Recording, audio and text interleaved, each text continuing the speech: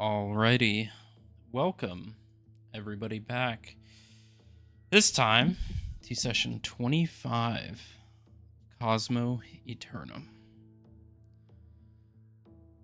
Earlier in the day, you guys began at the Celestial Sanctum, a local cathedral to the Divine Council and the other celestial divinity that exist in the world.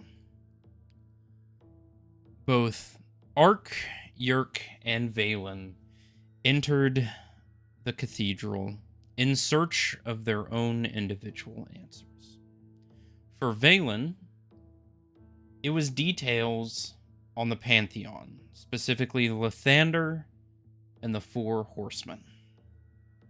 Through researching the scripture of Lathander, the large tome of information that the church held within its possession, you learned quite a bit. Specifically about how the deities were created, how the world began, and how it is prophesied to end. The sins of the fallen angel Lucifer being repeated in the mortal realm. Ark, you had your own purpose for being there. A thank you or a offering to Zarthal for information that you had gathered. Dropping a bottle of wine off and hanging around the church waiting for the rest of your party. Yerk, you arrived at the altar for Rose, the shrine. A small and quaint shrine, but nonetheless you prayed and gave offering of a ring of anti-death in hopes of it finding its way to Vulia and protecting her in some form or fashion. Not a great thing, me and my sister. You also met the High Priestess of the Sanctum, Mother Katrina. Taking the form of your own mother, you embraced and said some words that you needed to. Words that you were not able to say to your mother before she passed.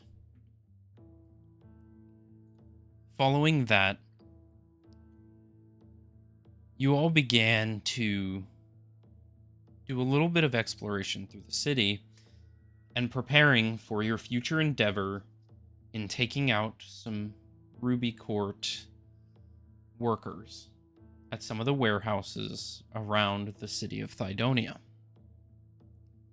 During this time, Yerk, you noticed some changes in the revolver that you have been carrying. A change of look, fashion, inscription. Curious, you began looking into it, attempting to find information about it. Eventually, this all led you back to the Storm Gaze airship in the southwestern docks of Thydonia, in which Valen, you had a conversation with your father over the Hollowstone. A argument or such ensued about the specifications of who or what your family is working with or working towards in regards to the family business. The conversation not going the way you hoped, but about the way you expected. You eventually found yourself on the deck of the ship, encountering Dragar, the large emerald-scaled half-dragon, sitting there expectantly. As very intricate Dragonel carriages arrived to take you all to your first location. You ended up at a warehouse in the southeastern district of Thydonia. You began investigating from an exterior point of view the enemies that you will be combating. With some not so subtle spell casting, you all were found out and battle ensued. Through quick movements, quick reactions, and well-placed spells and summons, you all were able to defeat the workers within this dock warehouse, as well as killing the head ringleader of this location, a large ruby half-dragon. Some of you taking more damage than others. Valen being subjected to a breath weapon of sorts from the leader before he died, began to cough and feel nauseous. And that brings us to this session. The battle has concluded. The sounds of gunshots and battle has died down. The dead bodies of these soldiers lay bare on the floor, most filled with bullet holes and or spells. Ark and Yerk, you stand there in this now empty warehouse. You turn your back as you see the large ruby half-dragon. The scales begin to dissolve and shatter apart, leaving behind the small form of a hill dwarf. A rotted, decomposed body of what at one point was a pretty old hill dwarf now lays bare where the ruby half-dragon once lay. It is quiet, dark in this warehouse. But as you're looking over the dead bodies, you begin to hear coughing coming from Valen's direction. Valen, you look down at your hand and you see there's a spatter of blood. You're bleeding. Something's wrong.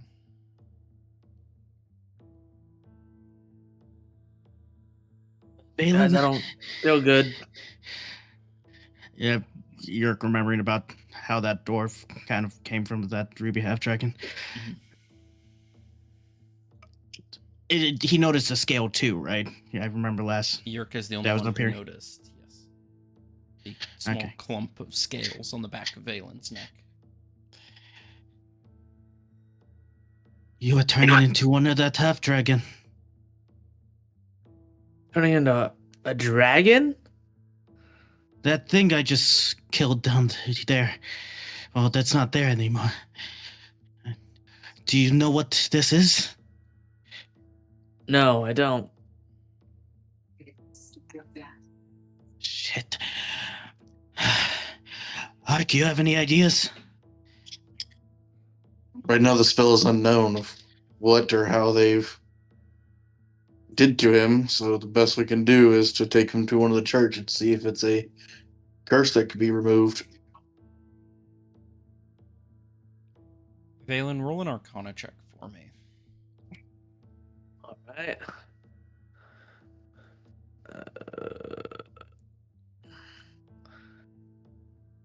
Second. All right.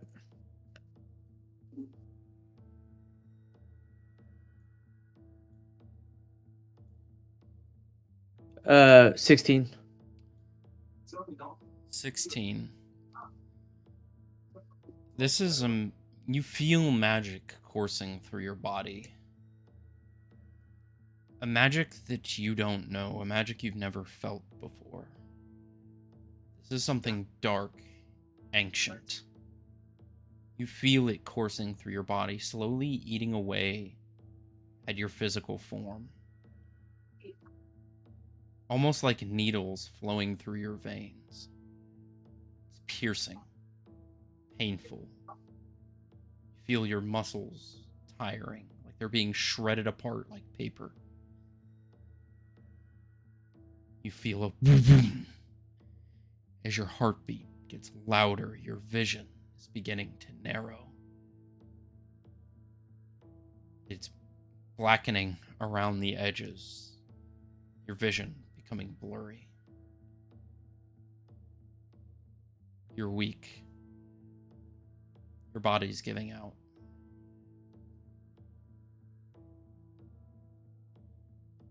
Kind of start stumbling and grasping onto whatever's nearby to hold up my body weight. Yurka goes up, proceed to help Valen be able to stay stable so it doesn't collapse. As you do, you see his legs beginning to give out. You got to go. I hope the carriage is still there. We gotta go fast. All right, come on, Ark. Ark, we must go. Right behind you. Yerk proceeds to get out. All right. Yerk, roll a perception check.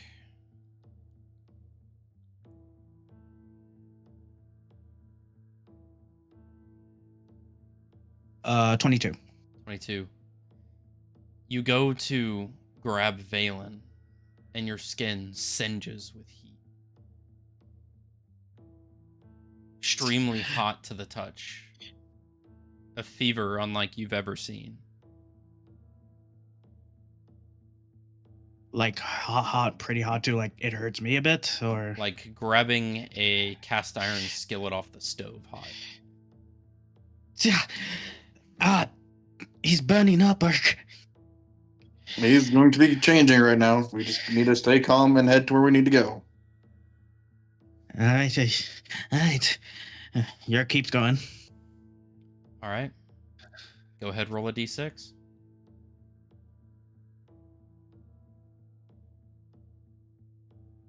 Six. 6. You take 6 points of arcane damage as you continue to hold on to him. It's hot. He'll keep going. All right. You guys begin stumbling out of the warehouse. You see just off in the distance the carriage that you had been brought in. The steward of the Dragonel, the I always forget the name of what they're called, the Rainmaster. I don't think we actually kind of came up with that yet. The guy that sits on the front of the carriage and goes, "Hiya!" Whatever whatever they call that. Just the driver's spot, I guess. Yeah, the driver, I guess. It's not a car, but it works. You see the very well-dressed, kind of copper scale coachmaster. Thank you, coachman.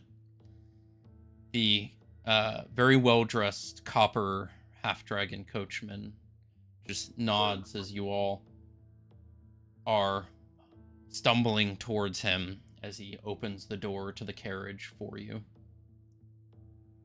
Can Yerk take a quick glance to see on if the NGC soldier was still on the rooftop? Sure, roll a perception.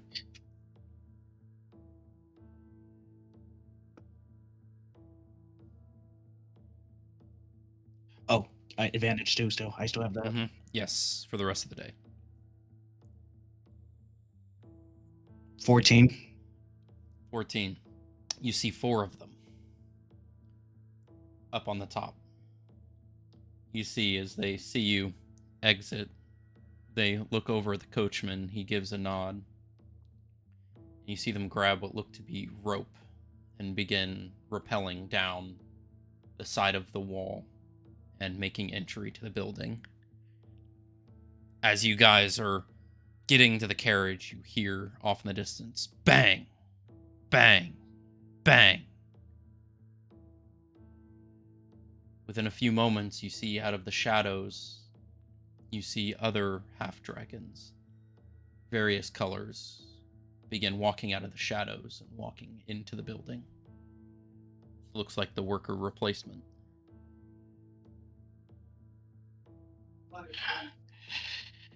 No time for this.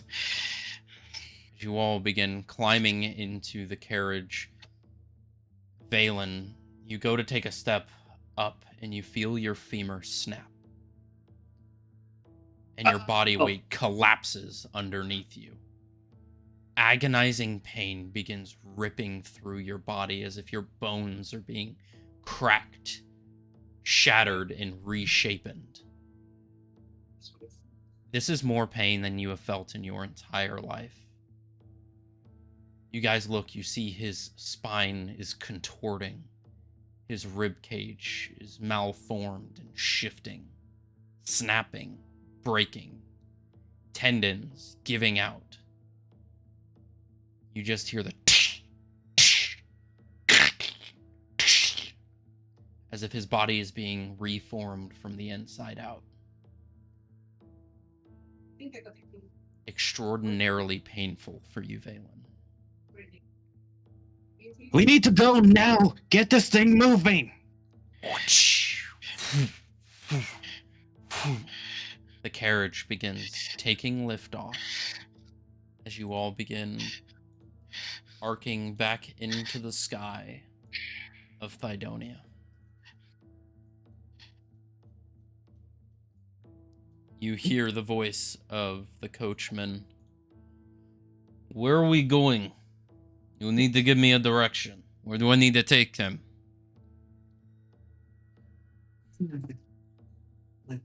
What's the name? Look up your name. The celestial sanctum. All right. We will be there shortly. Just make sure he doesn't get blood all over my carriage. Get it and drive.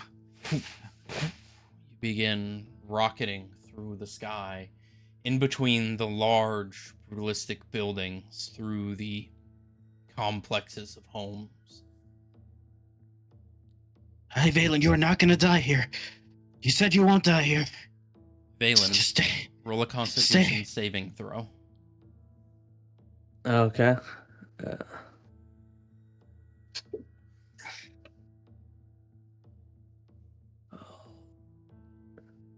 18. 18. You're able to resist, but you begin coughing more. You see more blood.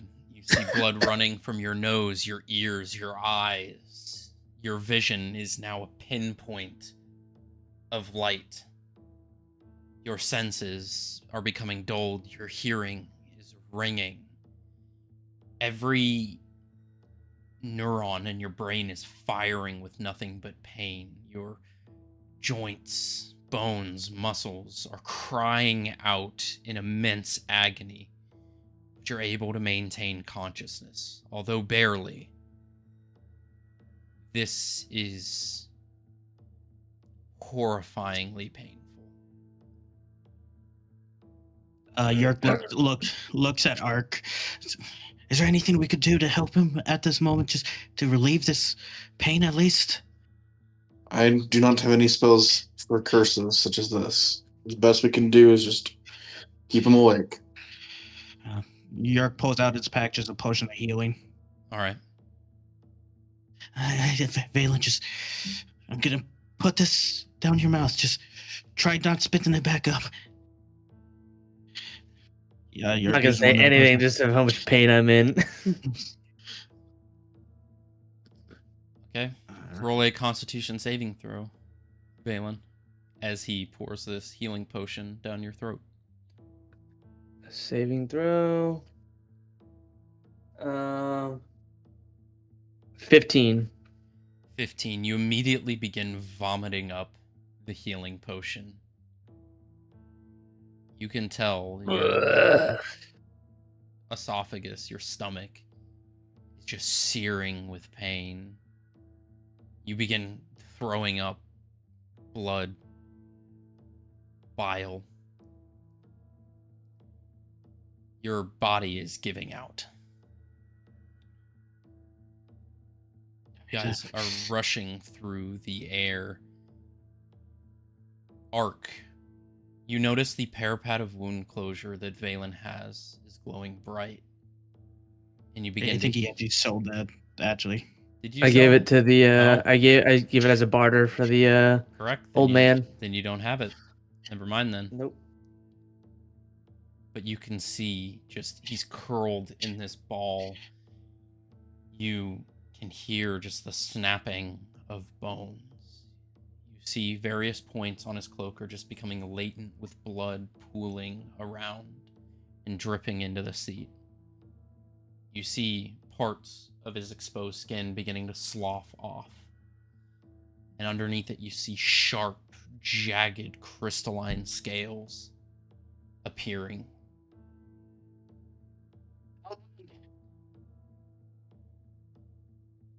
As you are rocketing through the sky, you eventually hear the as the cart lands and skitters to a stop just outside the celestial sanctum. You begin hearing the crowds of people in the city. You see people scream and shout as they move out of the way of the rocketing cart as it skids to a stop right at the stair steps of the cathedral. All right, we're here. Get them out. Valen, stay with me here. You are not gonna die today. And Riark proceeds. All right. As you go to grab him, roll another Constitution saving throw. Both of you that are grabbing him. Oh, fuck.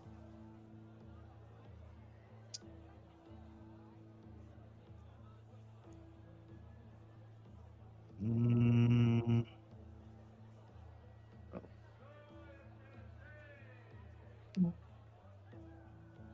22. 22. You're able to resist it, but you can feel this is similar to the radiation you felt in the wastelands. But immense, pure, magical radiation is emanating from his body.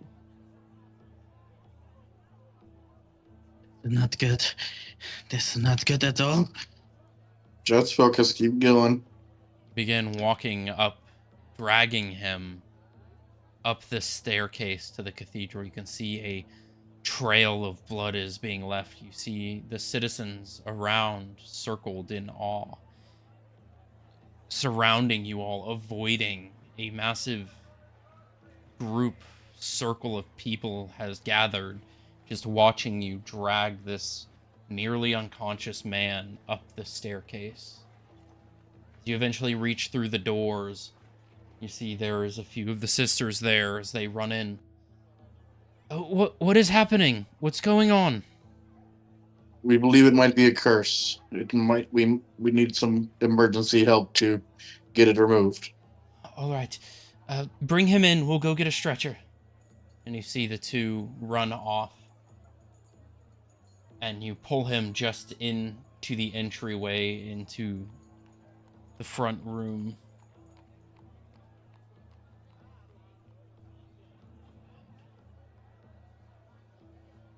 Swap this map. Just as you get into the main entryway, Valen, you collapse to the floor. Your legs broken, battered, painful.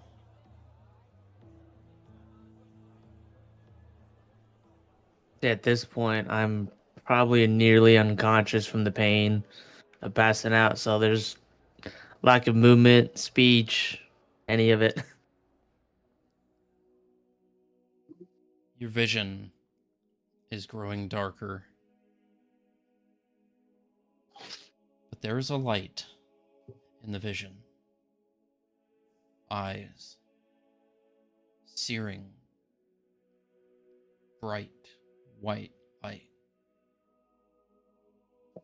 Almost platinum. Shining in the darkness. You just see them staring in a distance. As you're looking around in this darkness, you see more eyes appear around you. 10, 20, 50, 100, 1,000. Upwards of 10,000 pairs of eyes staring at you from the abyss, staring deep within your soul. And you see them, although faint, these small lines, threads of magic, connecting them all to a singular set of eyes. You see 6 eyes in a small form. You see a small humanoid form standing in the shadows. 2 eyes in the center, 2 that curl just past the temple, and another set just further beyond that. You see all these lines connect to this creature. You just see this jagged, toothy smile just staring from the abyss. And then it fills you with fear. Adrenaline dumps through your body. You're unable to move. This is a power you have never seen before. You have seen dangerous things, but all you can sense is bloodlust, anger, hate, hunger, fear. The rest of you, standing in this cathedral, you see many of the clerics run up with a stretcher and begin loading him on. You see a few of them singe with pain, but they grip tighter and lift him onto the stretcher. You see the stretcher, the cloth laden, begins to sizzle and burn, charring. You all will have to wait right here. We're bringing him to the medical facility. Please, just sit and wait here. We'll be here. We're going to get the High Priestess. We're going to see what she can do. Okay. Please take care of him. As they disappear into the back rooms with Valen, you see them recede down a set of stairs in the back, and you see Valen disappear underneath the cathedral.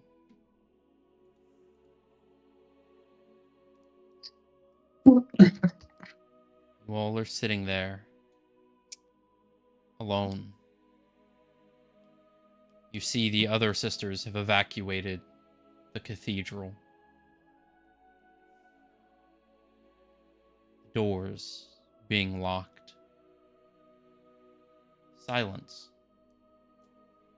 Soft echo of any movement cascading around the room. Nothing but light shining in through the stained glass windows.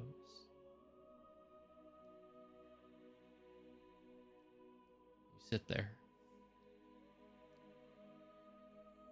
Yerk goes to Lathander's shrine. All right.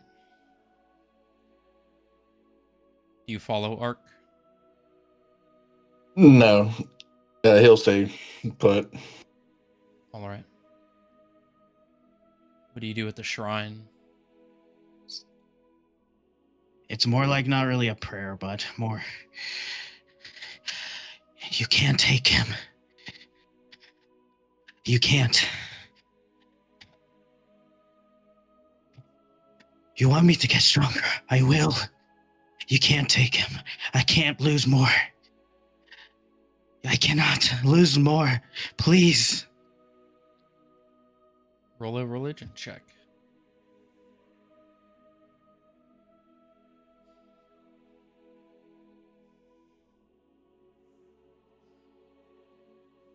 18. 18.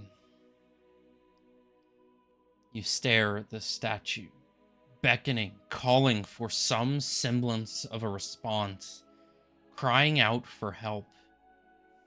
You get no answer, no feeling.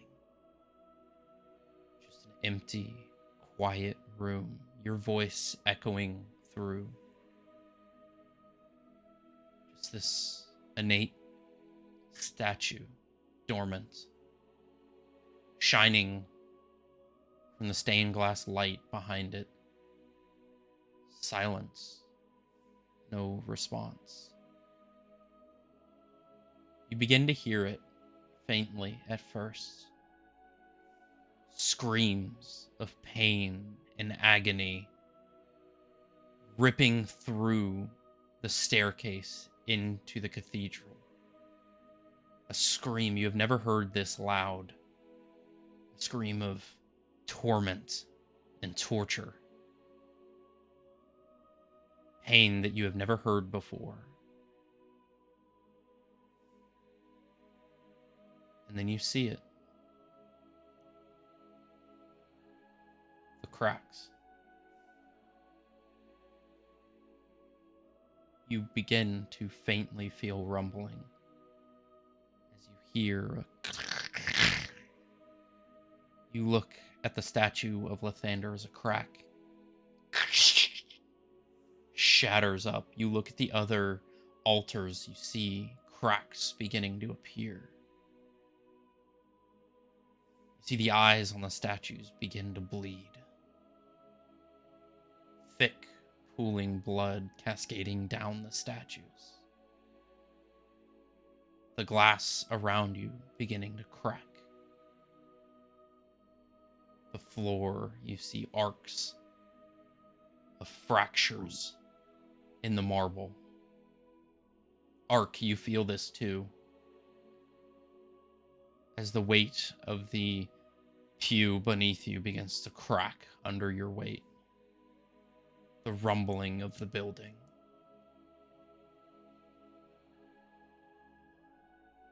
And then dormant. The screams stop. The blood begins to stop flowing from the statues. And the church once again becomes silent. Then you see a figure coming up from the basement. You see Mother Katrina, not in a form that you recognize. Featureless, faceless, gray. You see where eyes should be, but like a statue. No pupil, no sclera, no mouth, just forms of what would be lips, no ears, no hair. Just a gray, featureless cleric. You hear a voice in your head. He is okay for now. I have done all I can. But this is not good. You know what it was? This is old magic.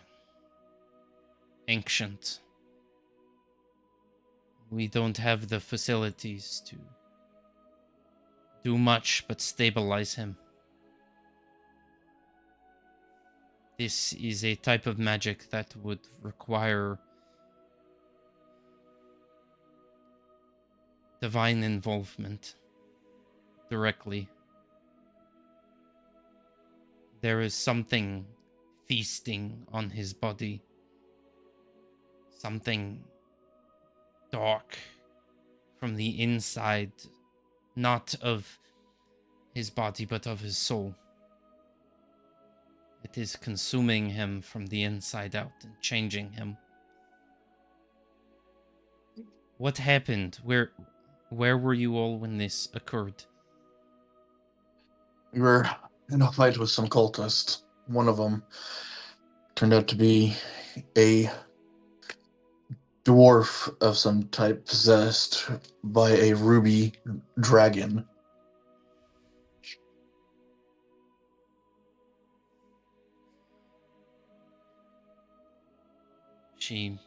Her face becomes neutral, like she's lost in thought. This is not good. Something that might help more information-wise as soon as it was defeated. Whenever we found out that it was a deceased hill dwarf, the dragon form had faded away into dust, revealing what was possessing it at the time. Give me 1 second. Let me investigate. You see, she walks over to the central archive and begins rifling through books, one after the other, frantically looking. You see her breathe heavy. She seems to have found a passage. I think I know what this might be.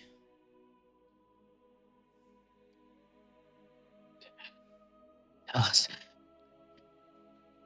It is said that in ancient times before humanity,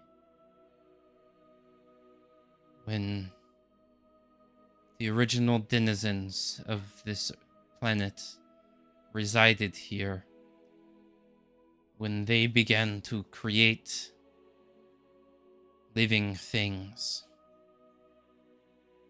it is said that every creature that exists on this planet is infected with a curse. One of three.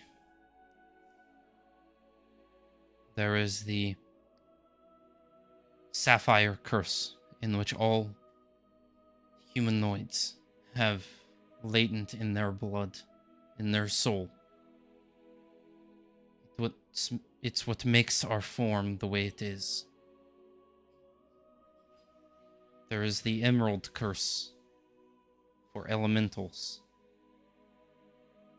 It seems your friend has been infected with the ruby curse.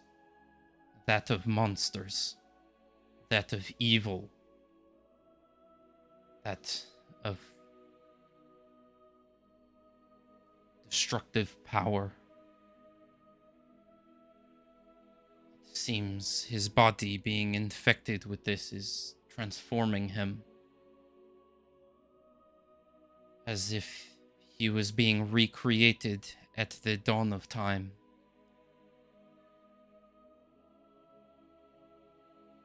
There is not much we can do now. This is far beyond any of our capabilities. The curses, they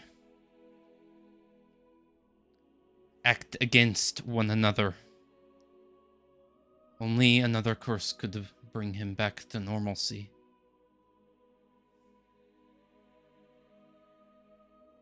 You must search out the sapphire curse to bring him back to normal.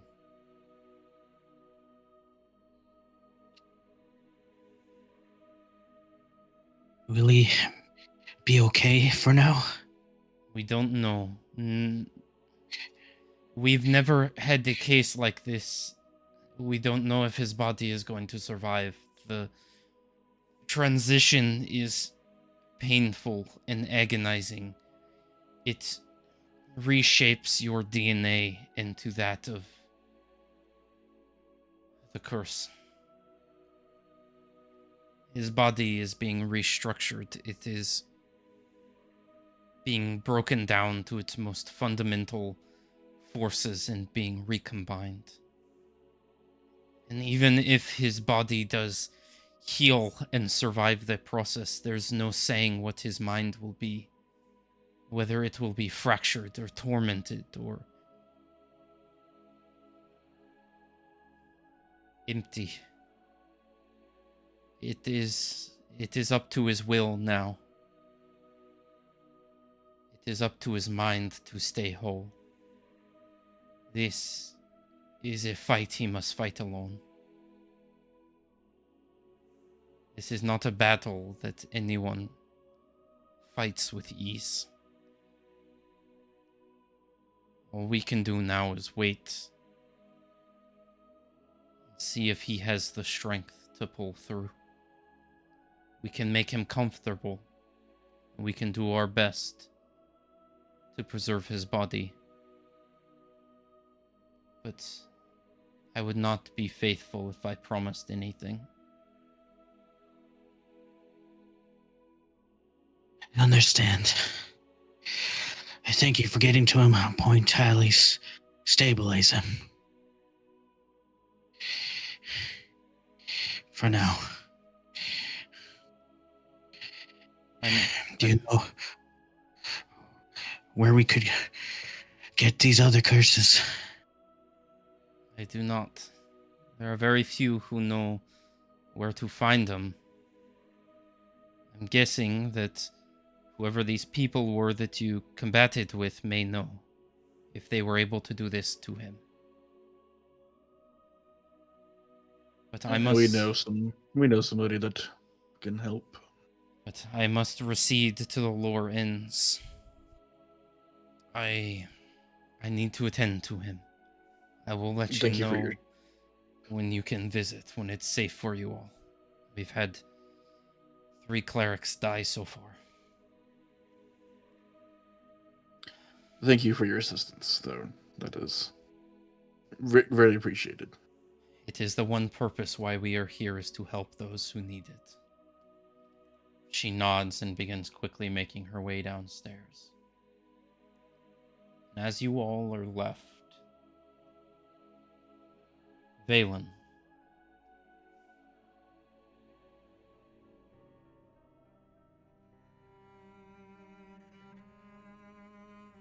you are in darkness. You are unconscious. The pain has left your body. The torment has died down. You were just in darkness. And then you begin to see light. Blurry at first, but slowly clearing up. You feel a warmth around you. Sunlight. A breeze. A mix of warmth, comfortability, and a cool breeze through a window. You begin to wake up.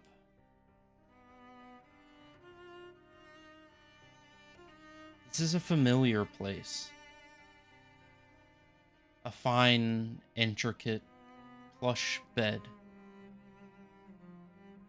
You open your eyes to a wooden ceiling. Stone archways hold the weight of a large branch at the top of the room, curling through the ceiling. You're home in Erosia. Your bedroom. You see books open on your desk. You see your large bookshelf of tomes, magical equations. You see material components strewn about the room. The nice carpeted floor. You look out the window and you see an expanse of a city. One that you know familiar. One that you know very well. You are awake.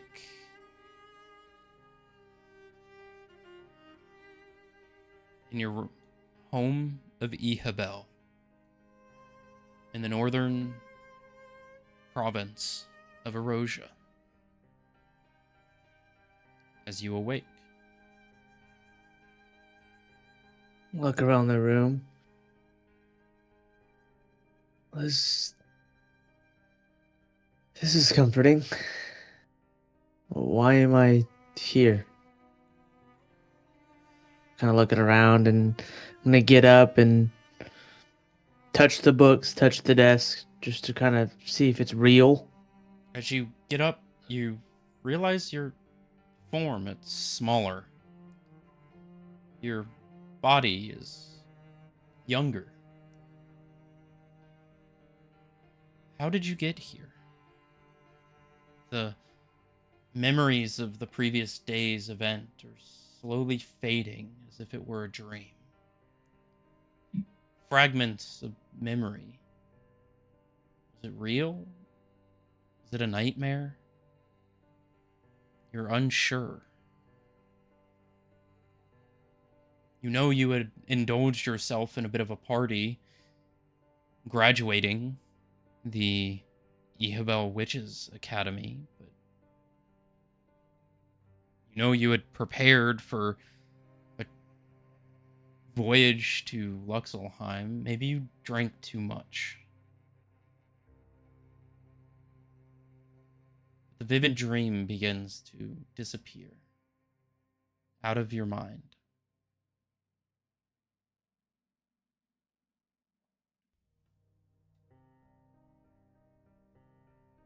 What are you doing? I'm curiously just walking around and leave my room to go and look for my parents. All right. You leave your room into a long hallway. Just standing just outside your door, you see one of the butlers that your families hold. Half-elf, very finely dressed and well kept. The hair pulled to almost a bun in the back. Well-built individual, about a foot or so taller than you at this point. Oh, Sir Valen, seems you had a little bit more than your fill last night. I guess so. How's your head feeling? You threw back the drinks quite quickly.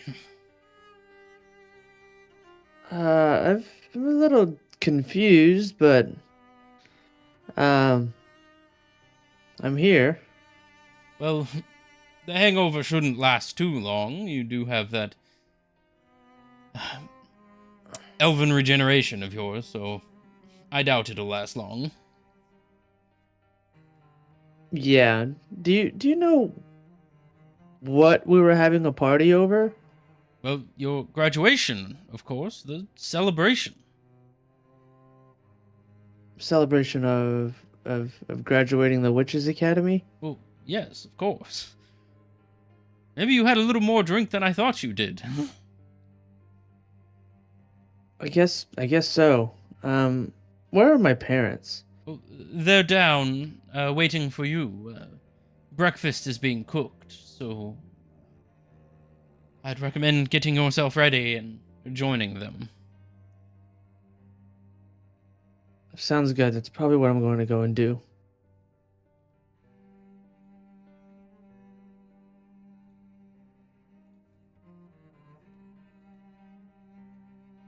I'm going to go ahead and I guess get ready to go and have breakfast. Right. As you arrive down the intricate hallways, the grand staircase of your home, you make your way into the dining hall. And you see your mother and father sitting there and just chattering, laughing. You see your father, Thalorian Stormgaze, pick his head up. Oh, Valen, you're finally awake. I surely thought you were going to sleep till noon. Yeah, well, it's just good to see ya.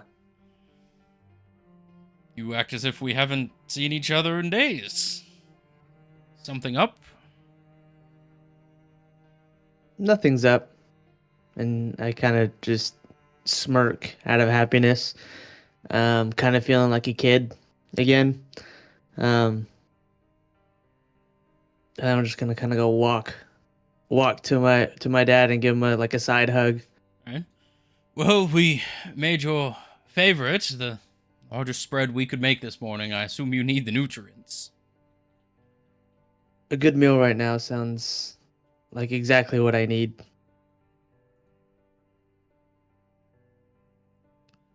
Oh, of course. As you sit down, you see the various maids and butlers bringing plates of food, meats, pastries, things similar to like waffles, pancakes, bacon, eggs, sausages, various freshly squeezed fruit juices, milk, honey, syrups. So, Valen, are you excited to begin your journey as an ordained mage? I am. I can't think of anything else currently. Well, I'll let you know I have a bit of a present for you. Okay. I pulled some strings with some of the local witching academies and the military, and I have acquired you a few tutors for more of extracurricular practice. Okay. There is a man. Uh, duh, duh, duh.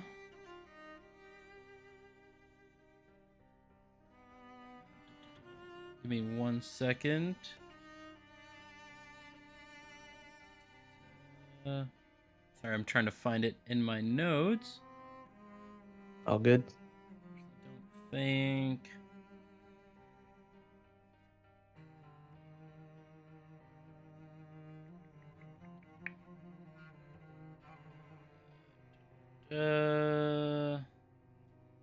Actually, don't think we have it in your notes. I thought we did. The what? In your tutor's name. Yeah, you put it in there.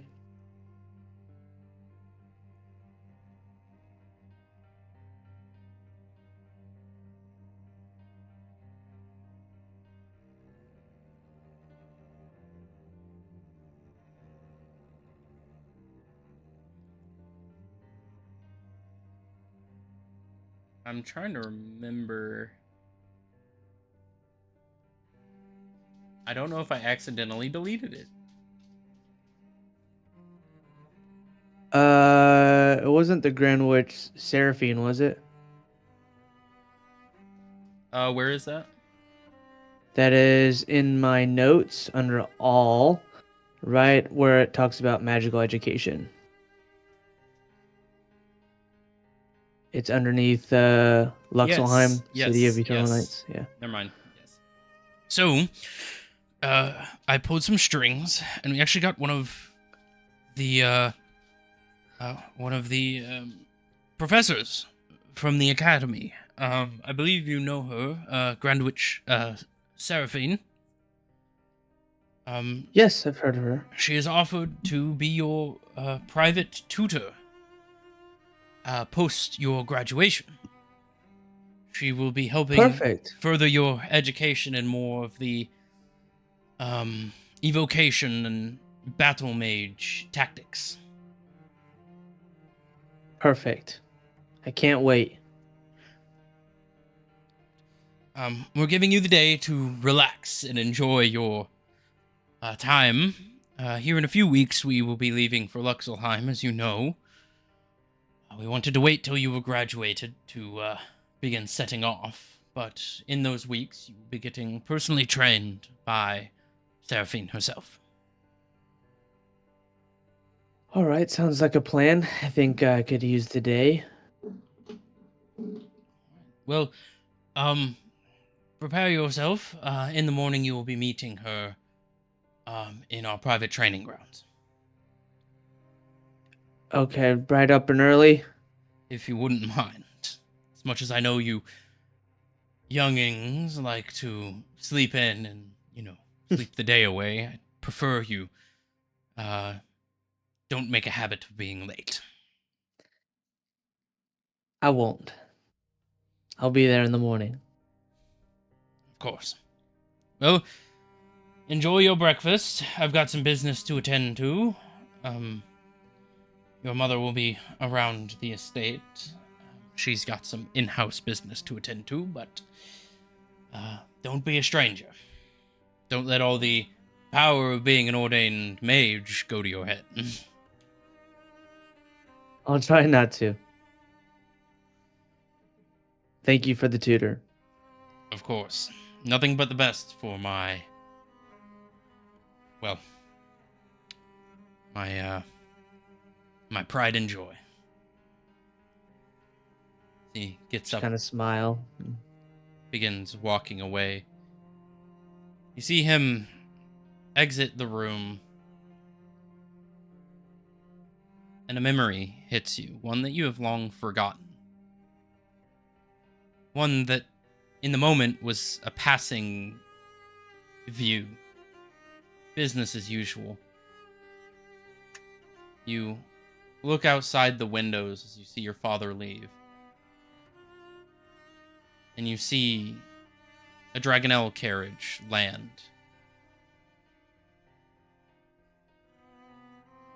And you see an individual you haven't seen before, or one that you don't remember. Stepping out of the carriage is you see a half-dragon. This one, small, frail, old. Maybe weighs 120, 130 pounds. Cheeks sunken in. Eyes black as the night. Horns that curl back and upwards. Another set that also curl up. You see a crown laid on their head of intricate platinum and obsidian gems inlaid. You see a tie of thick black scales, and you see rings. You see 4 of them, 2 on either hand, one inlaid with a ruby, one with an emerald, another with a sapphire, and one with an opal.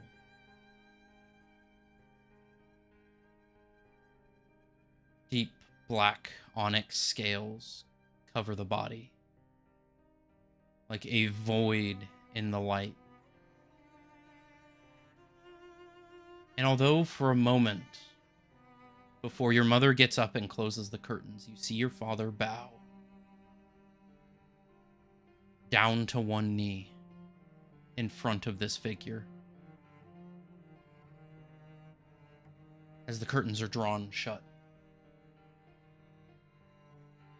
And your mother looks at you. Well, Valen, what do you plan to do with your day?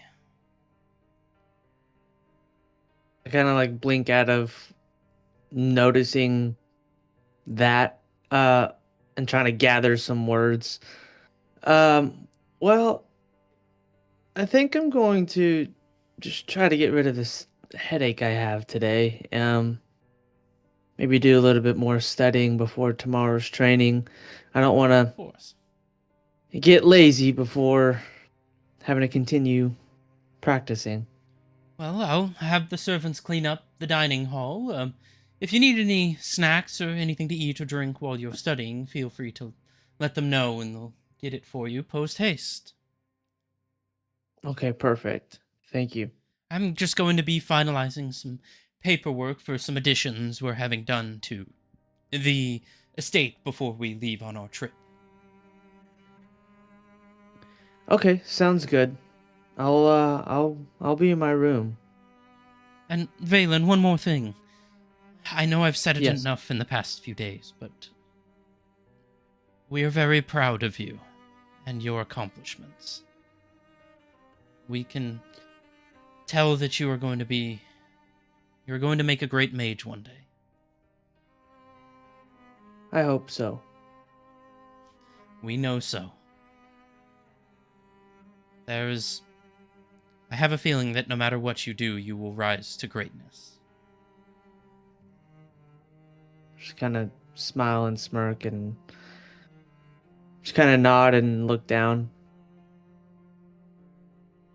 Well, I hope you have an enjoyable day of hopefully relaxation. Don't work yourself too hard.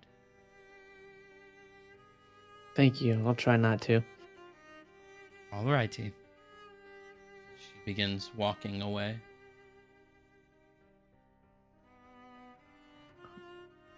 I am going to, as she walks away, I'm going to try to peek through the curtains once more. As you peek through, you just see the courtyard, the fountain out front, the circular driveway of sorts, and the long cascading forest of Erosia. The large Hyperion trees, the other castles in the city, in the upper canopy. You see people walking on the bridges in between. You see the tall elevator-like structures. The almost... What do you call those? The, like, closed carts that go up mountains? Like on like a ski lift sort of Gondolas? gondola. You see the large gondolas just going from platform to platform, transporting people. Your father nowhere to be seen. I kind of like do a double take and just reassure myself, kind of confused, and then close the curtains, and then I just start walking back up to my room. As you begin walking through the hallways, you're walking down a long main corridor, and you swear you see movement at the end of the hallway. Small movement of figure, maybe about a little over 3 feet tall. Looks like a child. Just skipping through the hallway. For a brief moment, you see a flowing skirt. You see a very simple, almost like dress. Patchwork made. Looks dirty, almost worn out. You see on the feet are almost worn down, almost tennis shoe-like shoes. You see a faint tail, small wings as it skips by in less than a second. You just hear chuckling like a child's laughter through the hallway.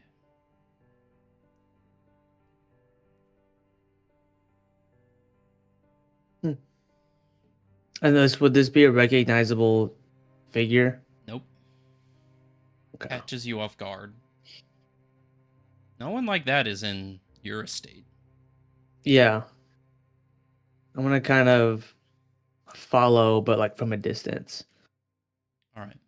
wherever she's going. You turn the corner and you see just down the hallway, this figure skips around another corner. Seems to be heading towards the observatory. I'm gonna continue to go out of curiosity. All right. You begin following just faint bits of this figure, never really able to catch up. After about 10 minutes, you reach the large wooden doors of the observatory, the stained glass windows in the doors, just shining. The roof of the observatory is open. You can tell the light shining out from the door. You'll see the door is slightly creaked open. I kind of look behind me and around just to see if anybody's watching me or tailing me, and then I'm gonna walk back in. I'm gonna walk into the door slowly and kind of quietly. You see your mother sitting there at a desk, filling out some paperwork. It looks like she has just gotten done looking through the large telescope and is currently just writing down notes on a paper. You would know that she's very much of a stargazer. This is like her private, little study. Yeah. You can see she's got the glasses on, charts. You see a large board kind of on wheels, a big piece of paper. There's a bunch of diagrams drawn. It looks like planets and stars, constellations. She kind of looks up from her glasses. Oh, I didn't expect you around this part of the estate. Did somebody walk in here a second ago? Not that I've seen. No one else other than you and maybe one of the maids bringing me my tea. Okay, I could have swore there's that somebody came this way. I guess they may have missed him or they went somewhere else. I don't know.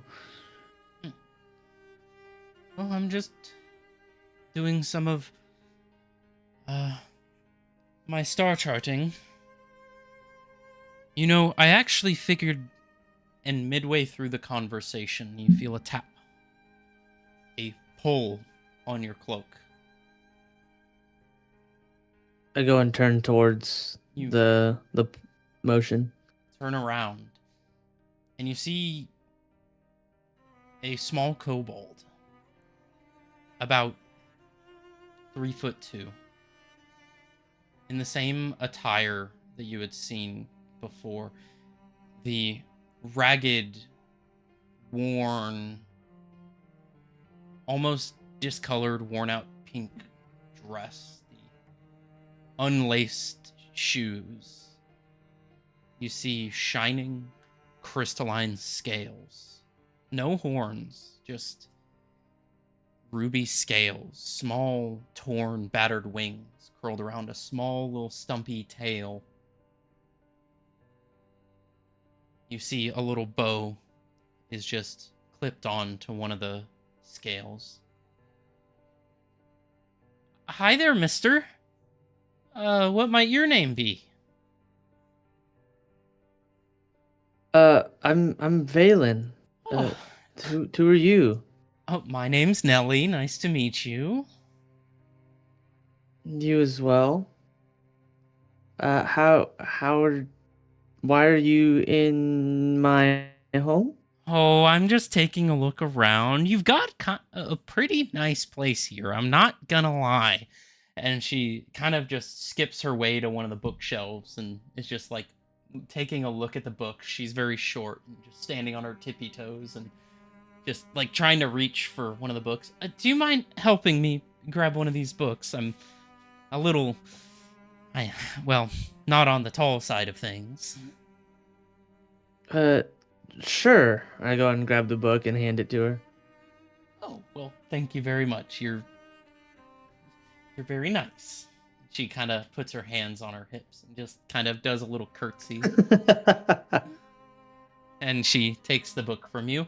You see she just hops up, like climbs and hops up onto one of the like foot crate or the foot lockers that are around the room, and she's just kicking her feet, the shoelaces just dangling, and she's just flipping through the book, just page by page. You take a look over your shoulder. You see your mother's gone. The place she was sitting at her desk, she's not there anymore. And I'm gonna call for her. Mom? Mom? Who are you calling for? Mr. Valen? She just like rocking Mom- in her seat. My mom was just here. Oh, I'm sure she's just gone to do some, I don't know, errands or something. But while I have you here, how long have you been living here, Valen?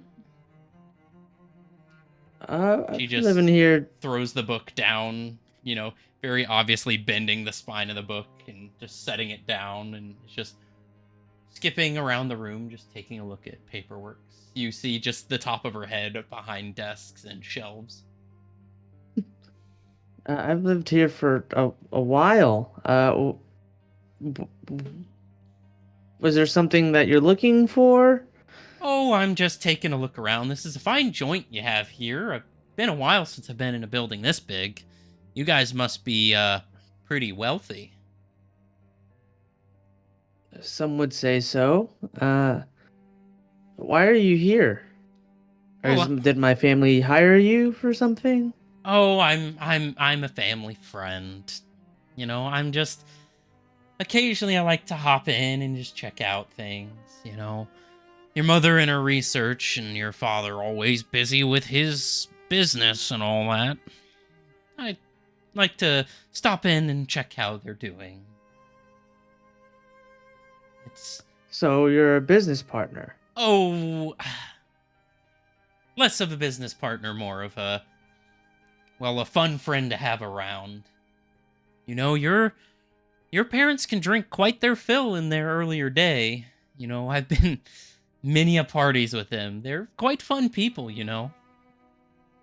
So you've known them for a while. Oh, as long as I can remember.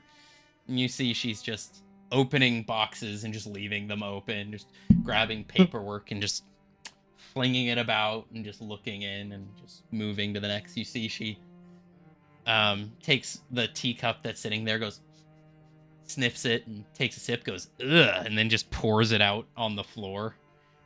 Just drops Hey, I drops don't the think teacup. I don't think my family would appreciate you making a mess of their work. Oh, don't be like that. You've got enough servants to clean it up. They'll have it handled. Don't worry about it. You seem kinda stressed. Is there anything I can do to help? I've got some things that can help with that. And she makes the little like smoking gesture with her hand. Yeah, no, I don't need any of that. I just never seen you before, and you don't look like somebody my family would necessarily have. I mean, Well, my family typically pays people fairly well, and they come with better clothing on, typically. what's wrong with my dress? Do you not like it? And she does a little spin. I mean, it's fine, but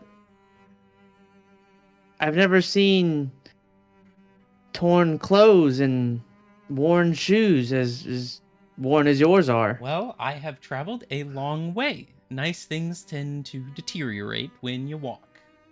It's just how the things work. And you know what they say, you shouldn't judge a book by its cover. It's not a very polite thing to do. I didn't mean to be offensive. I'm just stating my thoughts. Well, I've been a family friend for a very long time, and I thought it would be nice to come meet the heir to the Stormgaze family. We haven't met yet, so I thought to introduce myself and get to know you a little bit.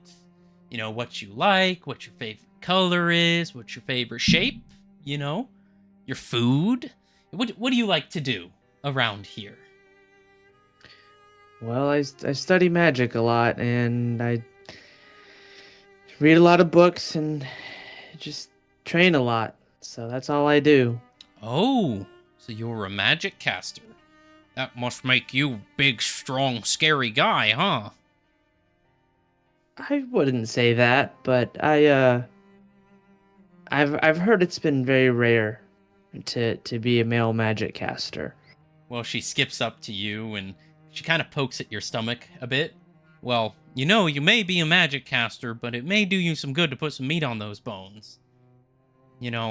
Hey, you When- said not judging a book by its cover. I'm not judging a book by its cover. I'm just giving you some advice.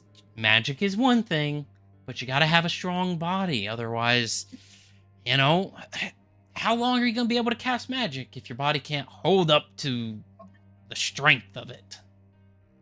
She makes kind of I'm a working on it. like a strong man pose. You see, she's very thin. Yeah. I'm working on it. Well, you could do a little bit of weightlifting. Do some running, maybe, fight some, I don't know, guards or something. I may be able to help you with that. What do you Is say? that so? I give you a bit of training, and she makes little punching motions, and it feels like a pillow hitting your arm. Yeah.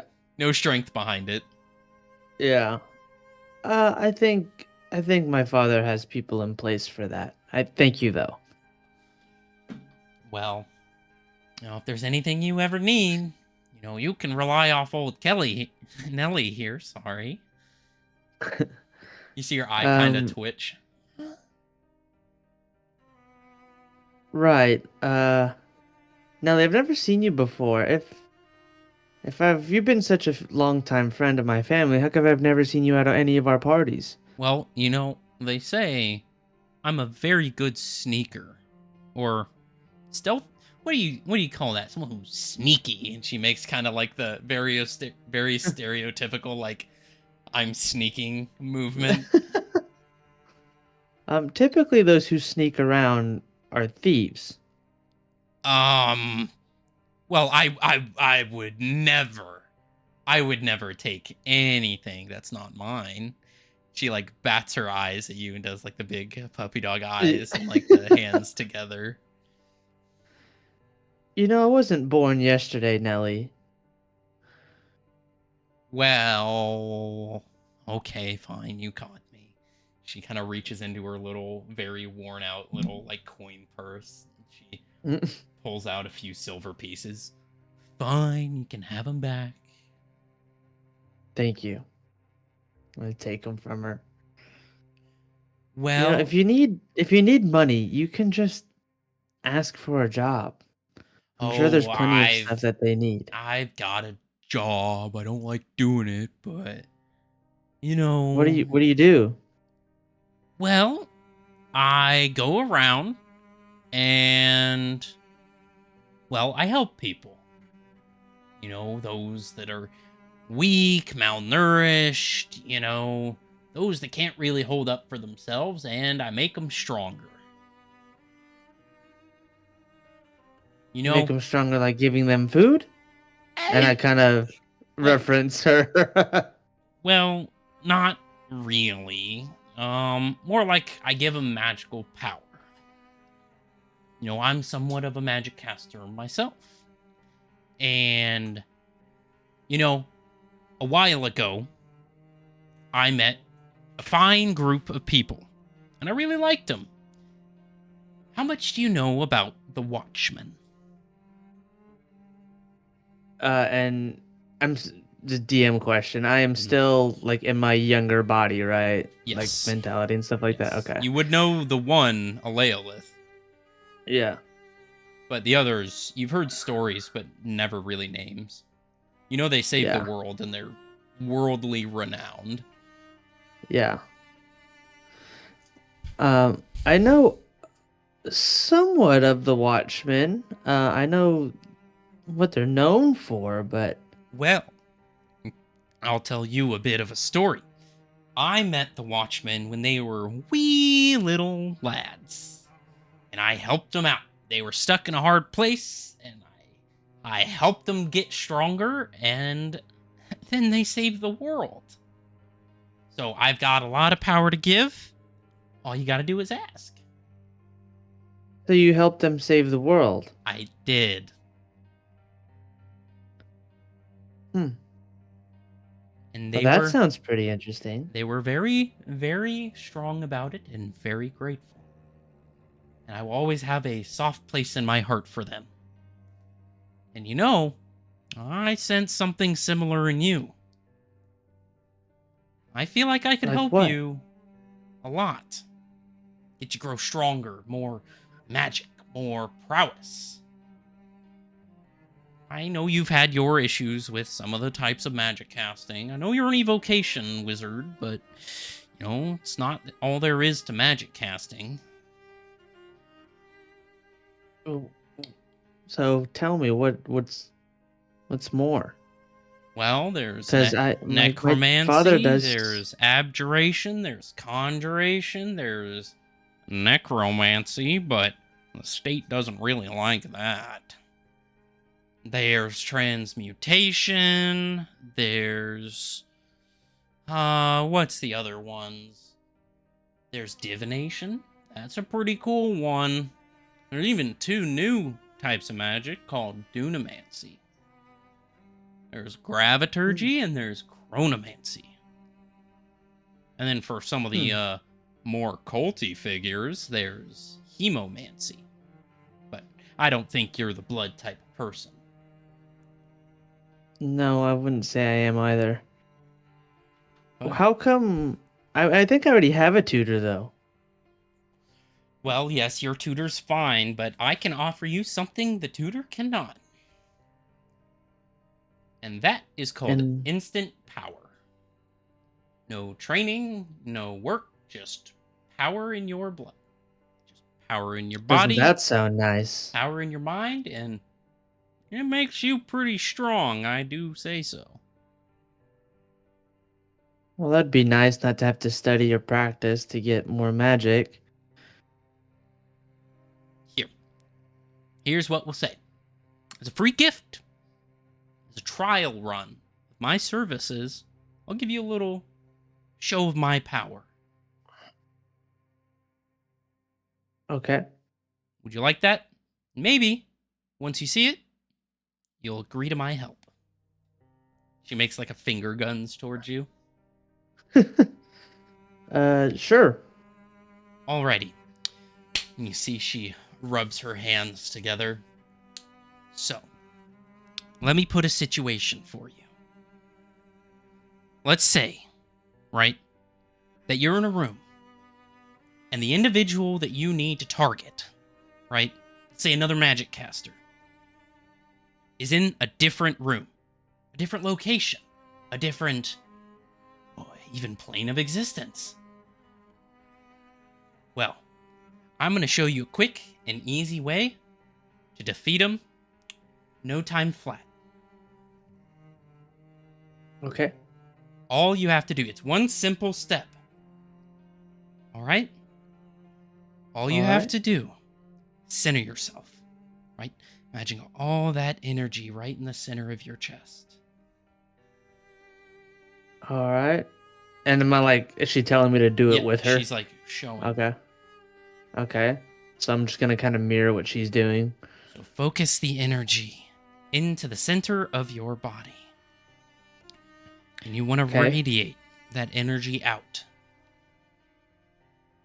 Start picking out the magic of the world around you. The books, the wood, the stone, the flesh. Search for your target. And then, all you have to do, and you see her facial features change. The light-hearted, soft eyes become hard. Result, you see eyes on the side open. A third set open. All you have to do now is kill them. And you feel a pulse of energy. All you have to do is want them dead. And you blink, and you see the observatory go red. And you hear dripping. Just drip, drip, drip. You hear a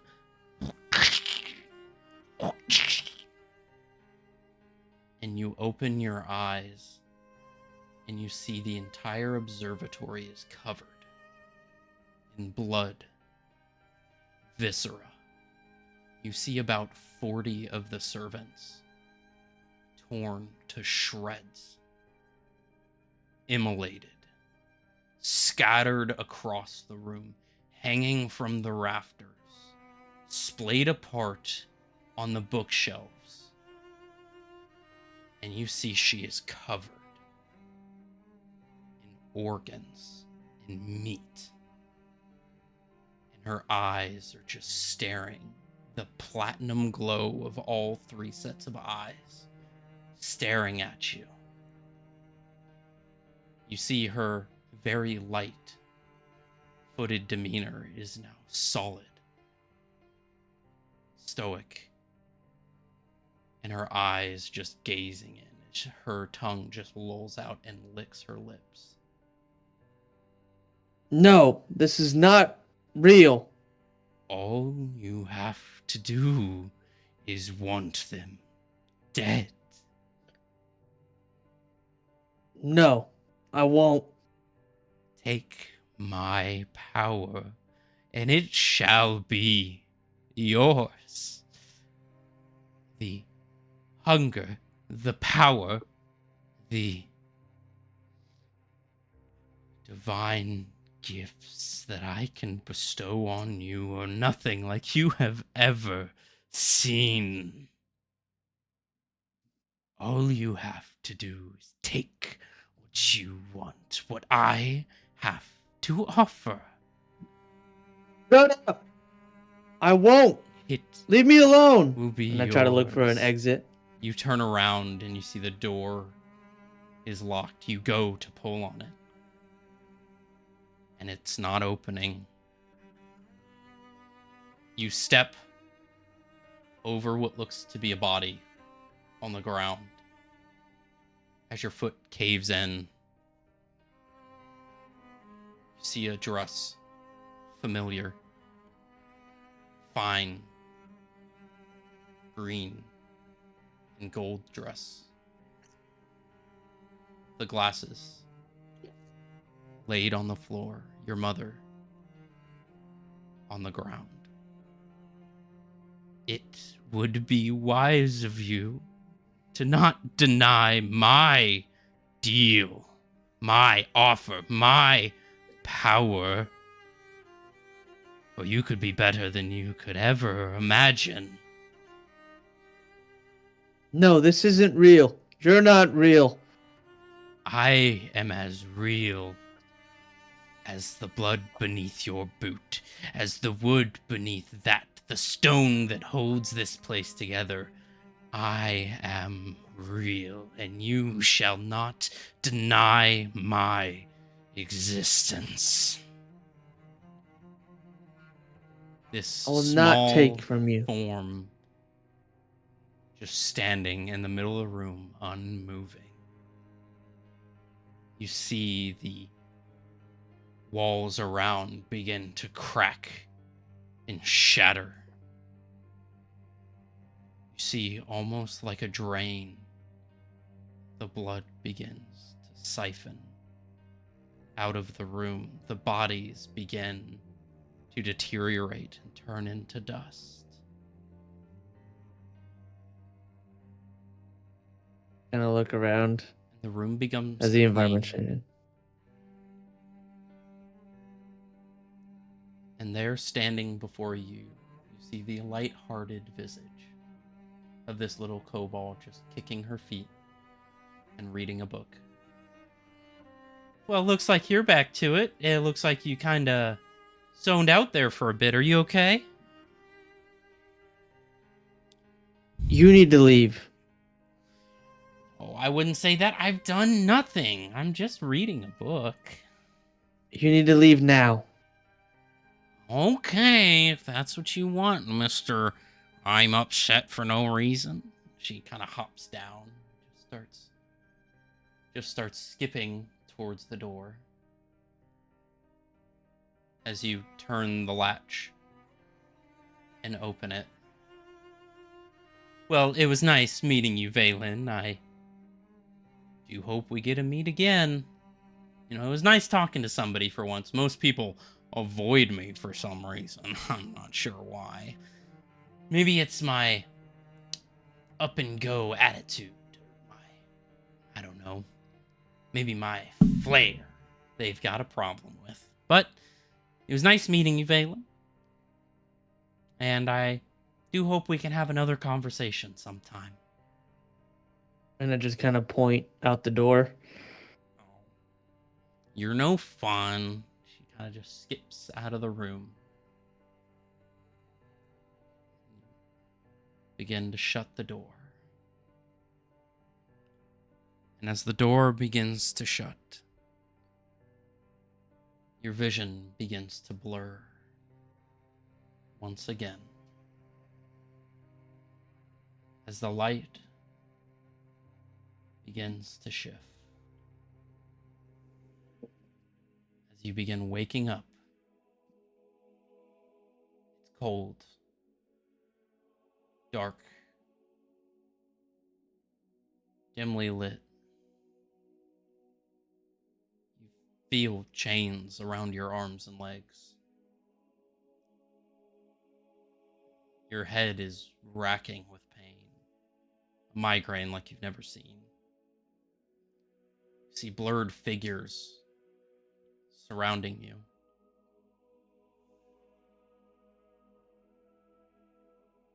Valen, are you okay? I don't know. I'm in a lot of pain. Take it slow. You see one of the clerics in the celestial garb kind of puts her hand on your chest. Just lay there for now. Take it easy.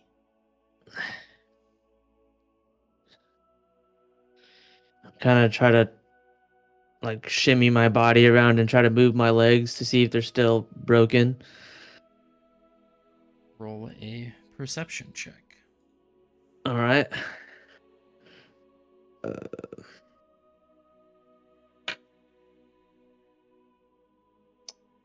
Let's see. 10.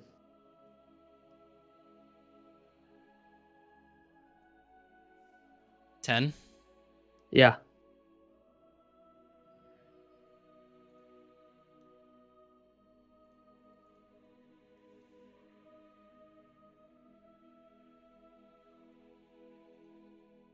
Alrighty. Give me 1 second, real quick. Mm-hmm.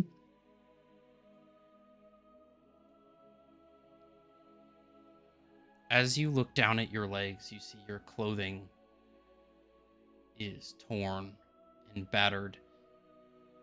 You see legs that are not your own. You see 3 toes. Large feet. Scaled. Clawed. Crimson What's ruby this? scales. Valen, take it slow. This is going to be jarring for you. You Panicking. grab a mirror.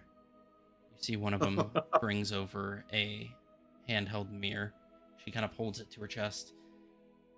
Take it slow. It's going to be a lot to take in.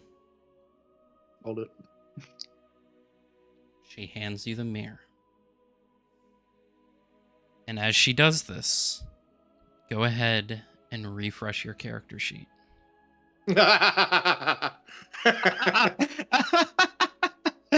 Oh, fucking great.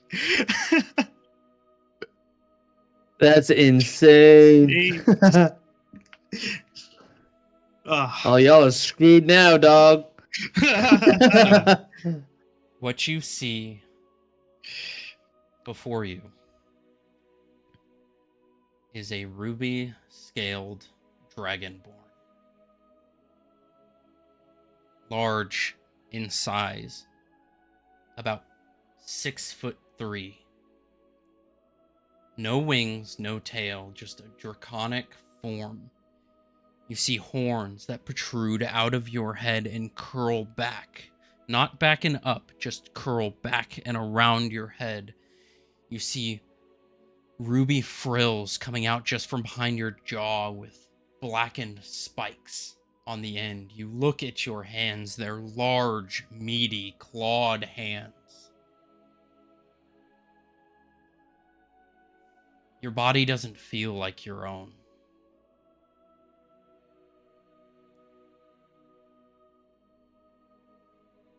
Panic. What's going on? I kind of get up quickly. Your hands chained to the table, they won't move. You feel hot. Well. Your chest is burning. You need to release something in your chest. It's like you've been holding a breath for hours.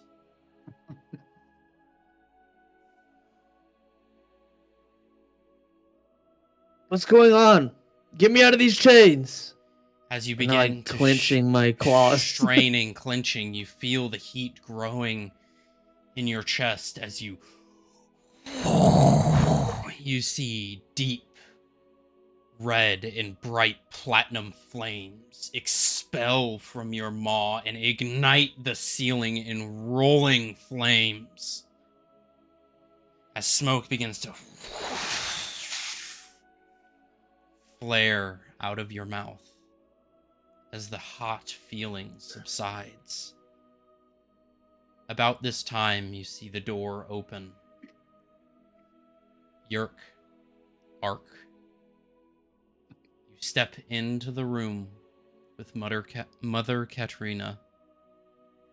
You see before you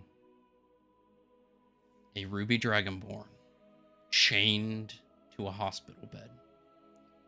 Freaking out, straining, trying to break the chains, binding him to this table.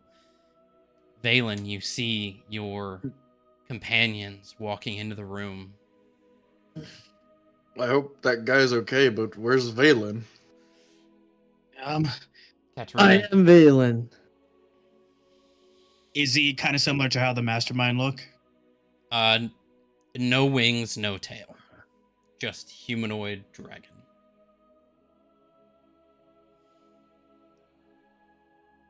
Oh dear. You see the robes that he was once wearing are very tight on his form now.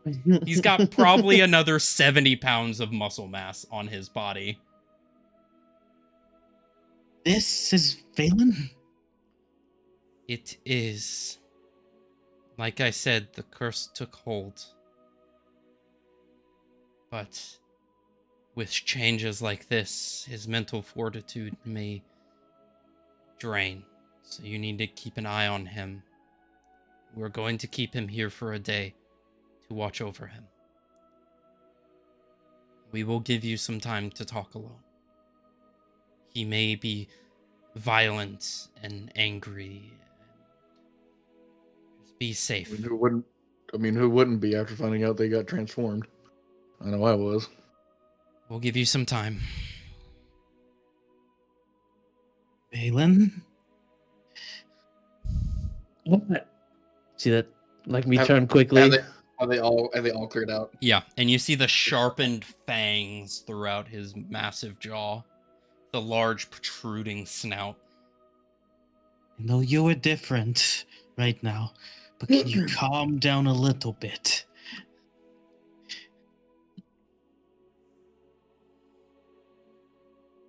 Get me out of these chains. They're gonna be there for safety reasons right now, bub.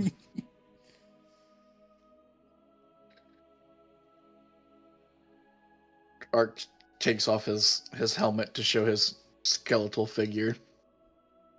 I will say, red's not your color, though. I think That's this odd is for you to say, considering my royal robes were a reddish color.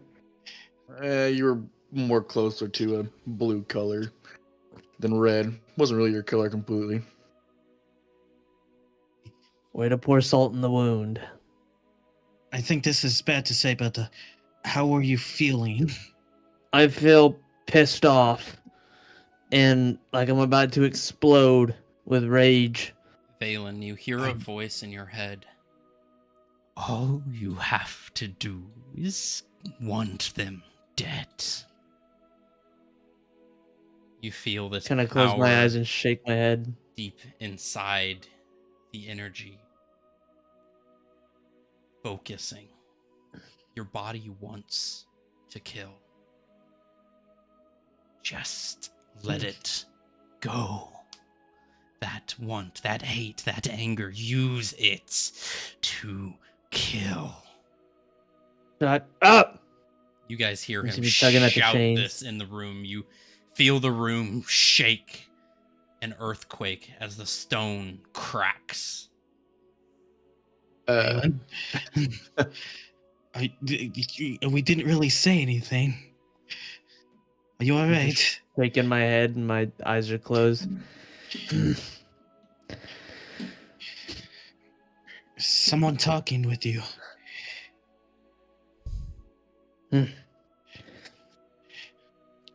Got a new friend. Won't leave me alone. Not Eternus, is it? No. It's something else. Probably the leader of whatever this is. All I know, it's giving me an option to take its power, to be the strongest I've ever been. It's making me rageful. It's making me this. And it's eating at my insides for a hunger to kill. Yerk approaches Valen, just puts a talon on him. Just calm, Valen. These voices was not good for me either. As They're not just voices. you go to touch him, go ahead and roll a dexterity saving throw. Oh, fucking A, okay.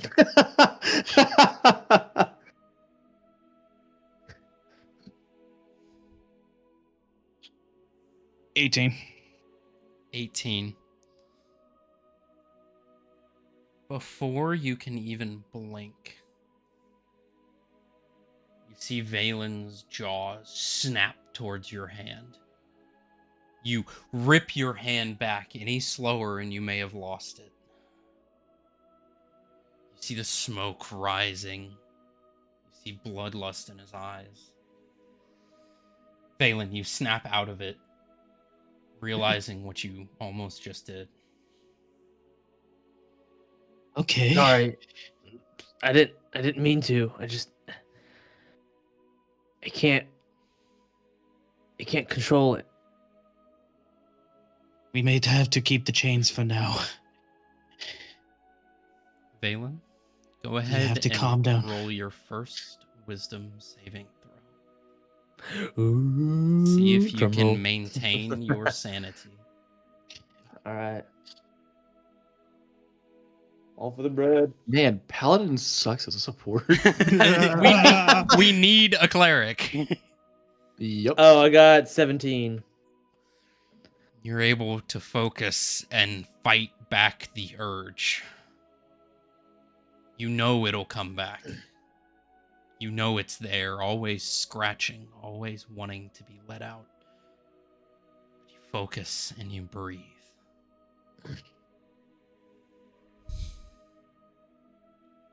Okay, Valen.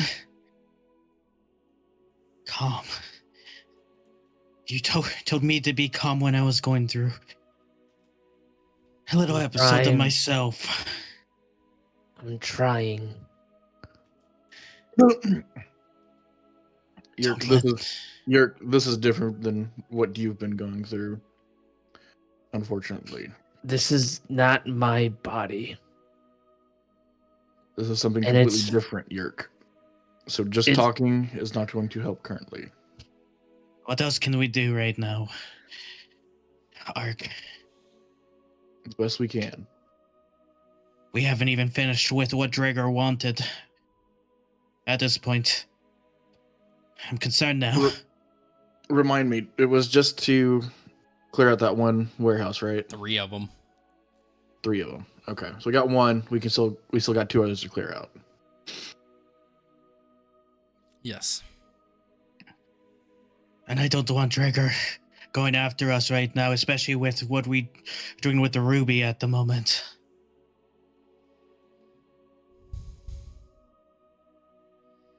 It wouldn't be safe for us to be here unless we go finish what we started.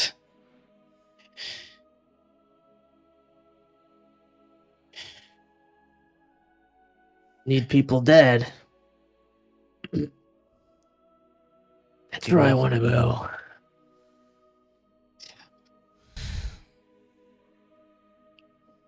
Will you control yourself not to kill us? I'm trying.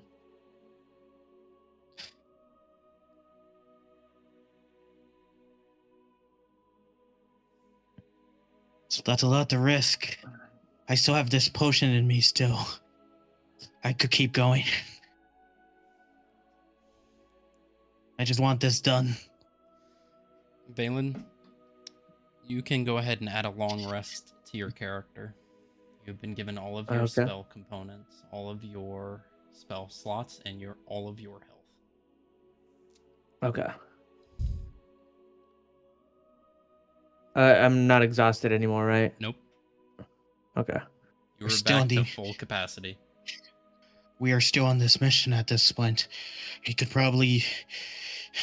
Maybe Drago will be busy, but maybe it was something to help you a bit to calm down a bit. He still Not holds us about- back. It's not about being calm, Yerk. I'm fighting whatever this is. It's Yeah. me, Valen, versus this thing. Something to suppress it.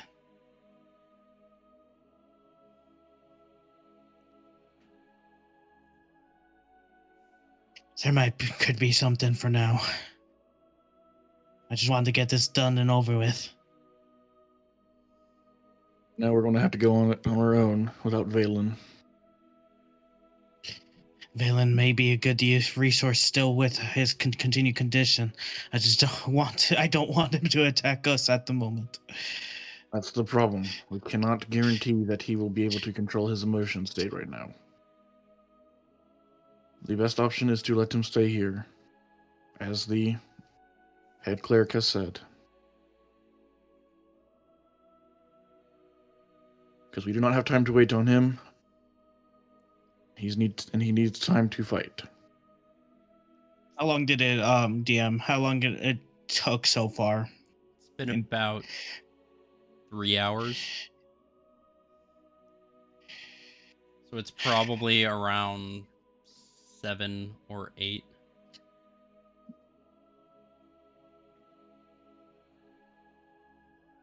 All right.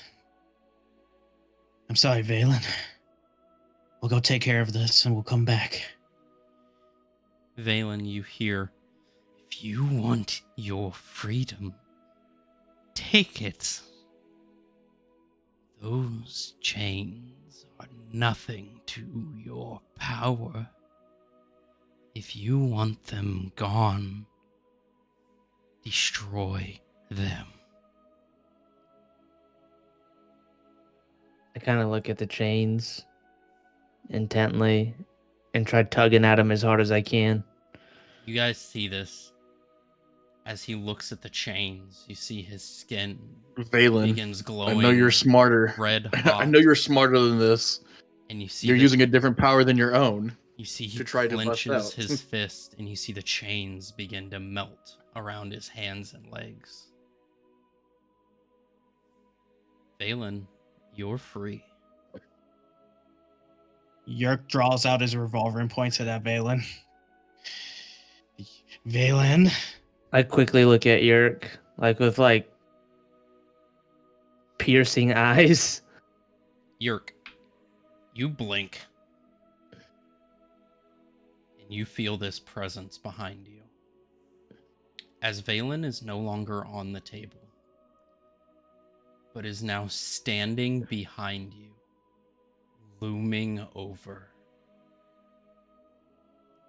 You don't know how you got here, Valen, but you're here now. Standing over this bird man. One-winged and frail.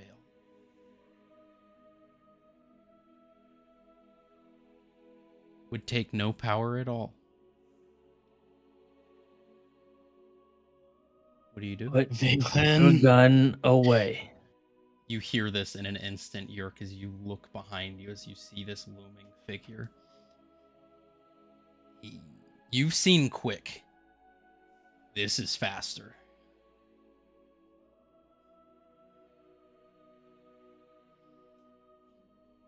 Grow yourself. Don't let it take you. Yerk. Enough for now. Put it away and move.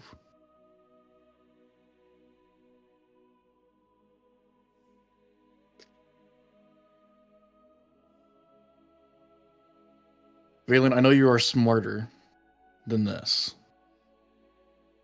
You know yourself better than anybody else. Do you not understand that you might not be in control of yourself completely yet? I'm fighting it.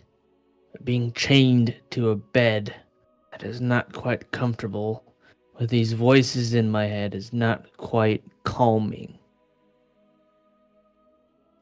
But breaking out and going on a murderous rampage is not going to help either. If it's any consolation, the voices are telling me to kill you. And I haven't yet. But you are still struggling. Of course. As you can see, chains can't hold me. Do you not think that it'd be better and wiser to strengthen yourself first, to not be struggling? And that's what this is. So you're choosing to use a different power than on your own? I'm not attempting to use it. You just It's just- did. It's just happening. You just did, Valen. But I You are didn't even not- try. You That's are not the thing. You are not mentally strong enough for this. You don't realize that you're using the power and not your own.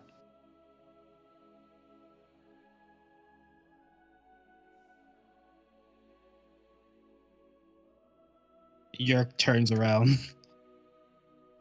Holsters his weapon again.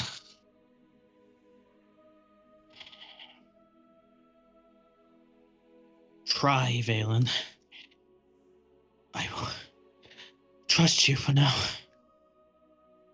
But please. Don't trust me. That is why it is imperative for you to stay here and gain your own strength. I don't think I can gain strength being chained up and doing nothing, sitting idle. Mental strength comes from patience and sitting idly.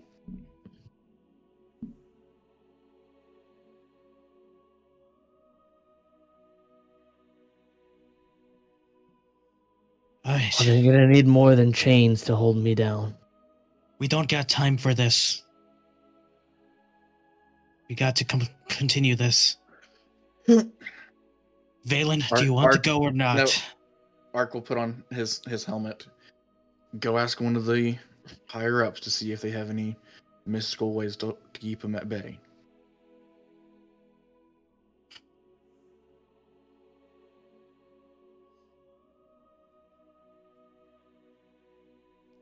Alright. Go.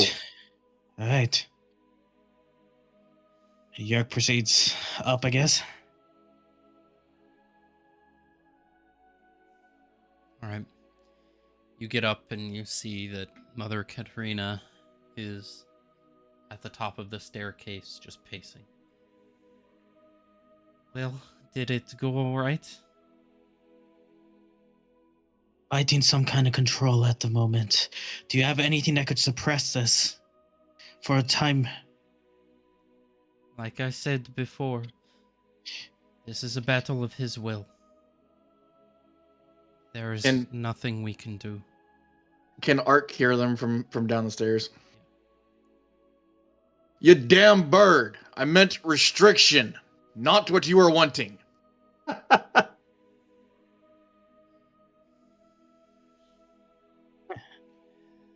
Restriction, I guess. The only thing we could offer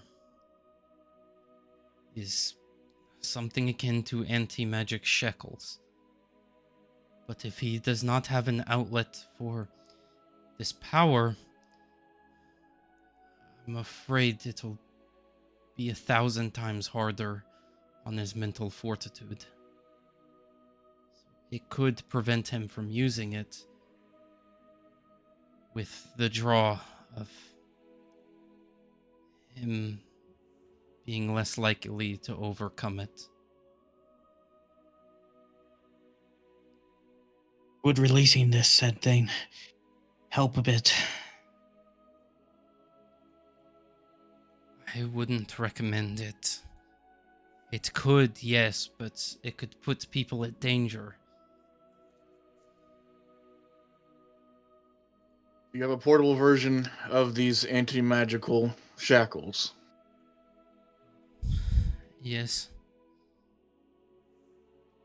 We'll take a pair. Give me one moment and I will go gather them. She disappears up a staircase, comes back a few minutes later, and is holding shackles and chain. We'll have to put these on his wrists. They will siphon his magic from him.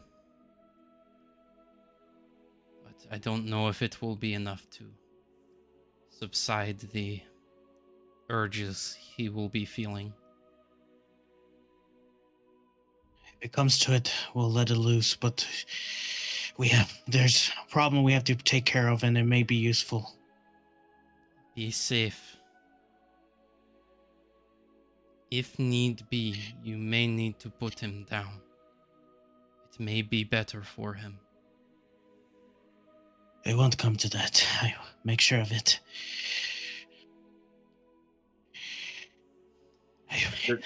Bring the shackles. You walk down the stairs with the shackles. Valen, with heightened senses, you can hear the jingling of chain. Anti-magic. Confinement. Powerless. Now, you have already heard her more than likely, Valen. Putting you down could be an option. It won't come to that, Ark. Shut it, Yerk. For now, work with us.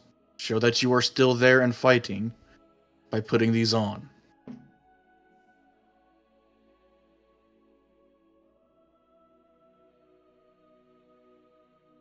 I hold out my wrists. Ark will take him from Yerk and put him on to Valen's wrist. Valen, do you resist? Them putting it on? No, but I'm shutting my eyes so I don't have to see them doing it because I'm probably going to get angry if I do. All right. Roll a wisdom saving throw for me. All right.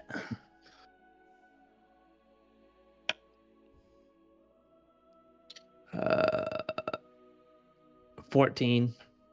14.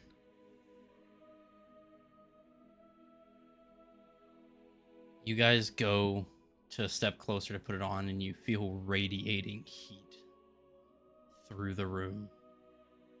You see the wood floor begin to flicker with firelight.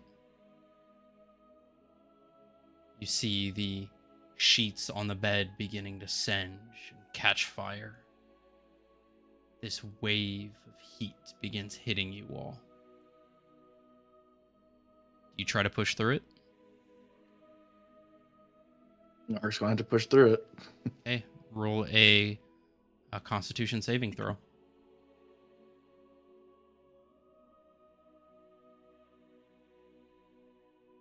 Flat 16. Flat 16. All right, give me 1 second. It's Valen's villain origin story. It's gonna be a very short origin story, unfortunately. Right.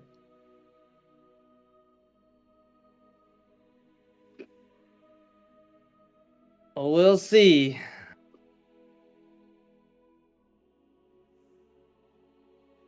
I hope it's short. I hope I can get back to my body. I don't think it's gonna be that short. Bad news. Bad news, man. Bad news. Right. Bad news. I'm gonna be in it for the next 3 months. I think we just gotta let out your anger ever so often. Kind of like a Yeah. valve. Just like a I'm little quite too slow.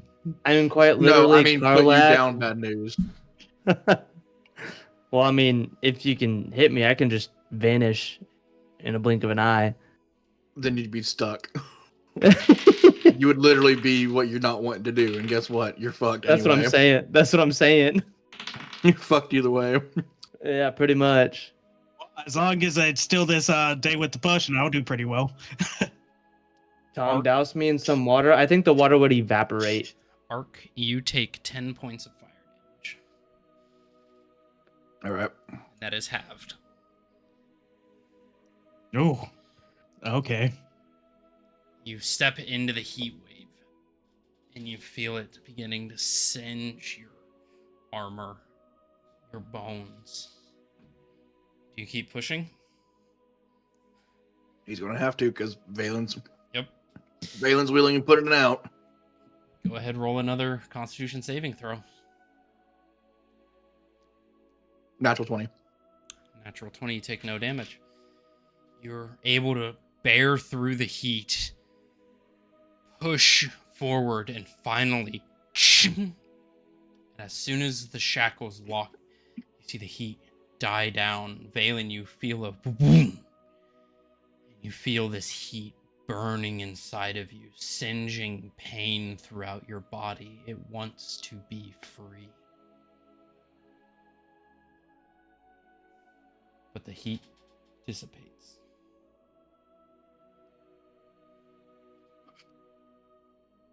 I think it's working. All right. Now for part 2. Look at those other 2 warehouses. Is it still speaking with you? I don't hear anything. Alright. We don't have much time. We gotta get this done. All right. Begin making your way up the staircase. You see Mother Katrina and the other clerics actively avoid as you begin walking towards the exit to the cathedral. As you walk outside into the city of Thydonia, you hear gasps from the citizens around. You see them actively avoiding eye contact. You see fear in their eyes as this ruby dragonborn steps out. You get the sense most people would associate this with the courts. And everyone begins to scatter. Heading straight for the carriage just to continue on. Is the carriage even still there? You head towards the carriage. You see the copper half dragon. Has it been dealt with? Momentarily. We're going to take care of the other 2 warehouses for now. As you begin getting in, he looks at you, Valen. I hope you're luckier than most. She You're lucky doesn't. so far. Me too. She doesn't like losing her pits. I More kind time of crunch. Let's talk more. look at him weirdly.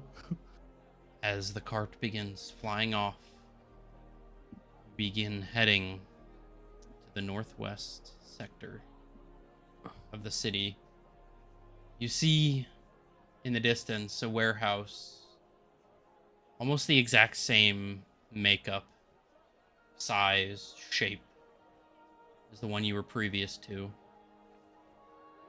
Yerk, roll an intelligence check.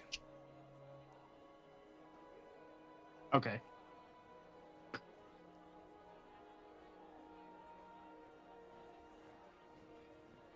Seven. 7. Ark, roll Yeah. an intelligence check.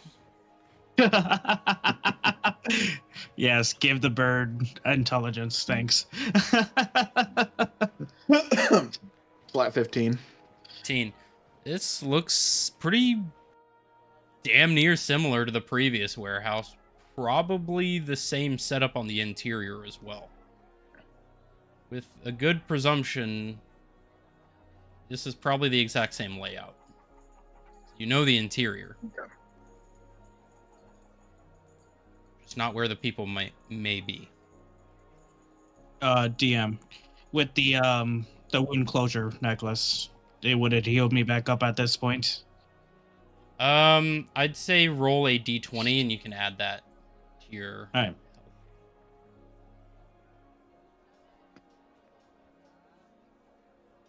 health. 12. Let's go.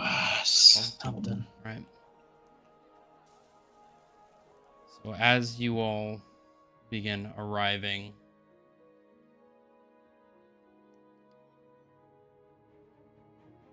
to the warehouse,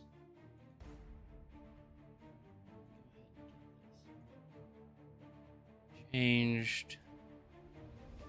Go ahead.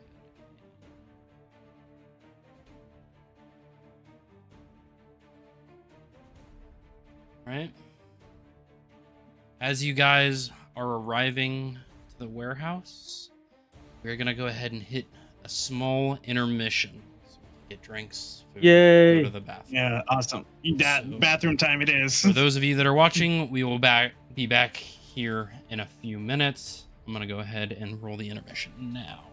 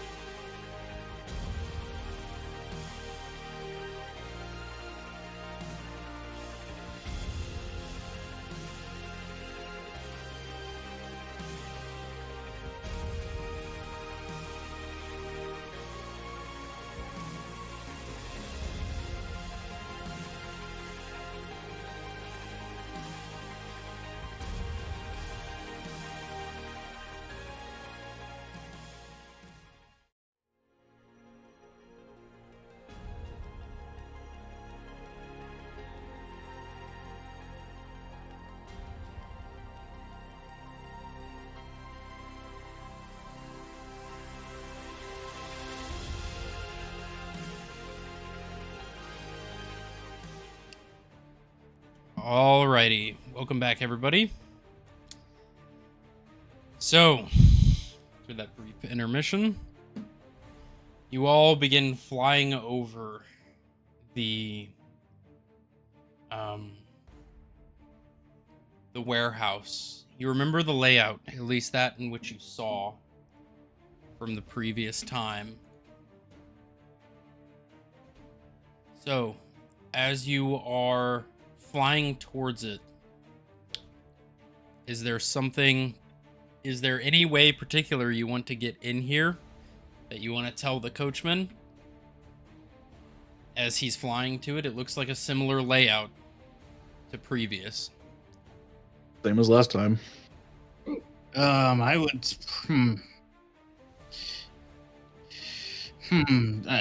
Actually, maybe a rooftop approach this time.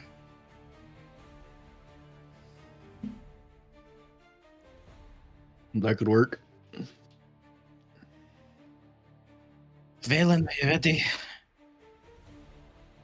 Ready for what? I'm chained.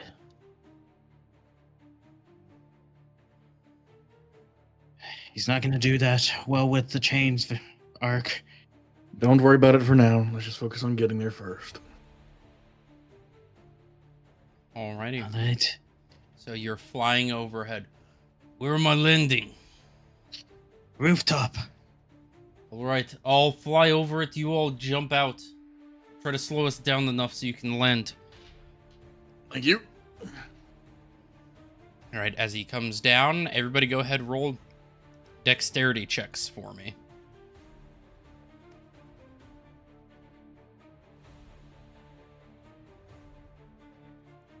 $13 for Ark. 13 for Ark. Dexterity. 19 for Yerk. 19 for Yerk. Finally, Dex is working. I got a solid 10. You want to succeed. Use the powers I give you. Take what you want. Shake my head and close my eyes, like resisting. As you do, you slam into the roof, making a loud boom. As you guys see Valen go through the roof. As you two land on the roof, you see just Valen, as you land dead center of the room. Also, I'm going to mark you guys as being on the roof. Ark's not going to be up there for long. Valen, as you slam through, you see quite a few people.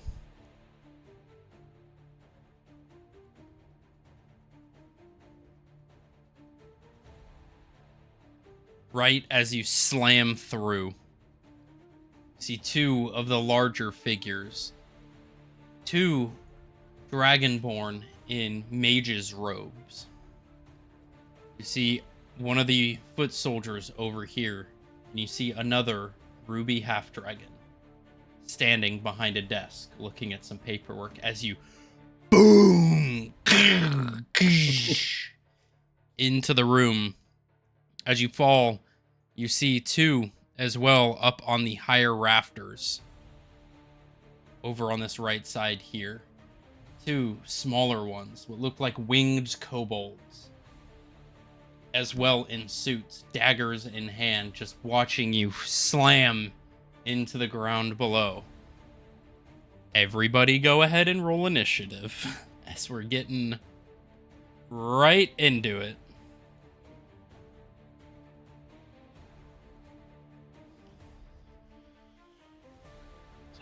$15 for Dragon Boy. 27 for Yerk. Damn! Hey, the potion's still going. And Ark. 21 for Ark. Damn, y'all were fucking good. So, at the beginning of combat,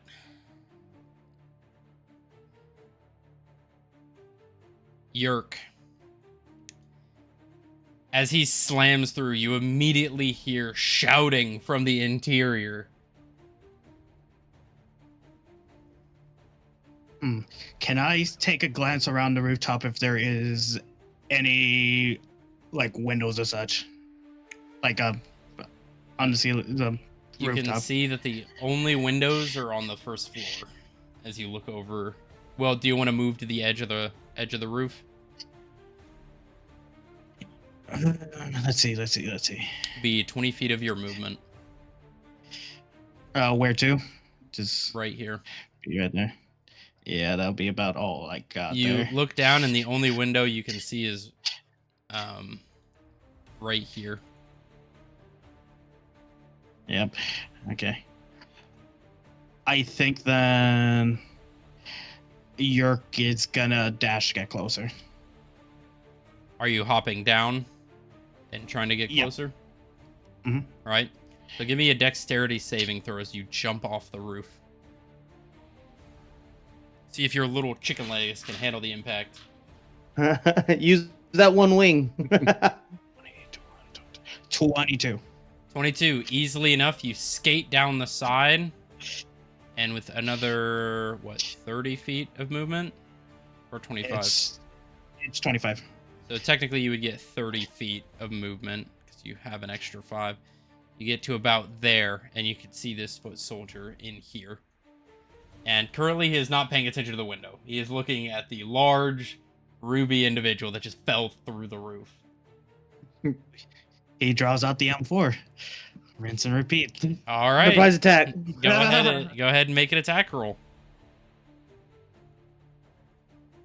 That was the distraction.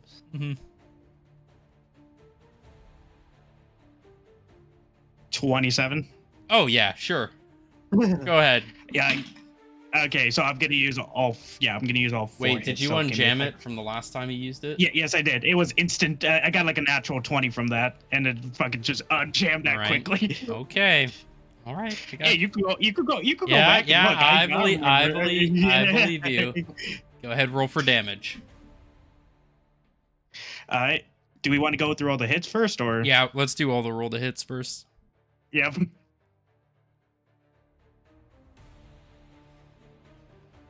Uh, 22. Oh yeah. Easy. 26. Oh yeah. One more. Okay. 28. Oh, yeah, sure. Easy clap. Easy clap. I curse your dice to roll like shit for the rest of the session. Don't worry, I go to church deliveries. I make sure they are cleansed now every time I go in delivery. That's That's actually crazy. Oh shit. Johnny. 11 for the first. How many? 11 for the first. All right. He is going to go ahead and roll a system shock. He succeeds. Go ahead, roll the damage for your second one.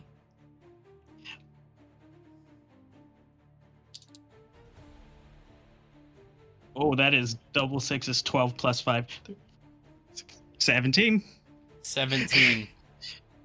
With a rip of 2 bullets, you see the back of his head just explode out, and he just collapses onto the ground, not even aware of your presence. Oh damn, that's great. Yeah, like JFK, his head just kind of did that. And Well, sadly, as this happens, you see another foot soldier immediately run up the stairs. If you want to, I can say you can transfer the next 2 shots to this enemy. would I have to re-roll their hits, or? Nope, I'll say you can stick with those. So as you boom, Alright. boom, you see him coming up the stairs, and you immediately swap to it. Yep.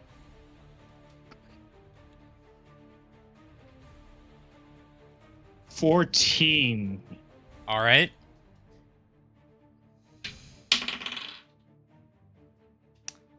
Okay, give me 1 second.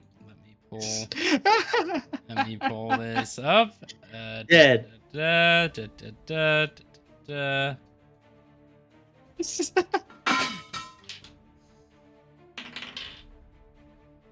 All right. So you shoot him once in the side of the face as you see the jaw just explode out and he just collapses and slides across the floor. You can tell he's still alive, but he's very much unconscious and actively bleeding out. You want I to? am gonna leave him. You I want to am put the leaving other him be one? then. You want to put the other one in? Nope, Yeah. I will leave him be. All right. Then I'll say the 4th round goes off as he falls, and it skips Yep. off. Great, I'm fine with this. All right. Is that the end of your turn? That is actually the end of my turn, surprisingly. All right, Ark, your turn. You're looking down this large-sized humanoid hole, almost like a Wile E. Coyote cartoon, just straight through the roof. No, oh yeah, Ark's going to jump through that. All right, go ahead, roll Because a. Valen's prone right now, right? Go ahead, yeah, go ahead, roll a dexterity check for me. I'm just like, hey guys. So Actually, dragon to dragon, huh? actually, if you 18. drop down right now, you would only be like 6 feet from here. If you wanted to drop onto the rafter, No, I want to drop down towards Valen. so you want to jump at an angle. Gotcha. Yeah. All right, go ahead, roll. My goal is to get to 18.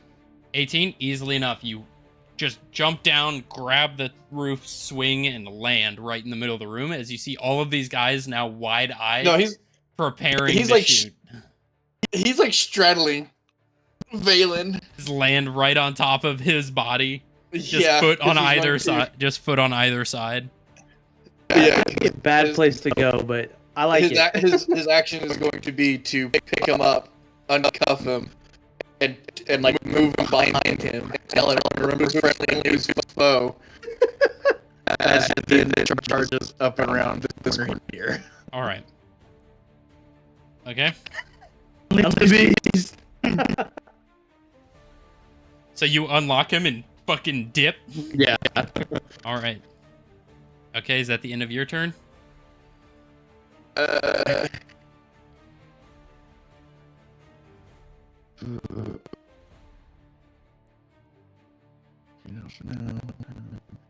Yeah, that'll be the end of my turn. Alrighty.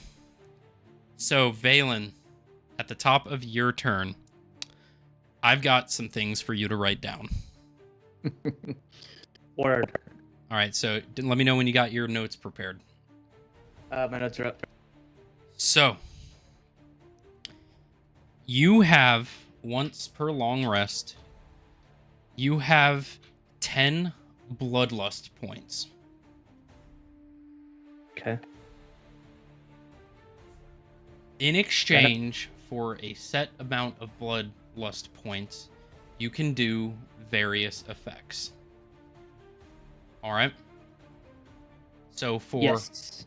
1 bloodlust point, you can add a single damage dice to any damaging roll. Okay. For 3 bloodlust points, you can gain advantage on any roll.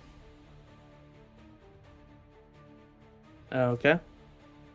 For 4 bloodlust points, you can teleport to any point within 120 feet of where you are currently standing.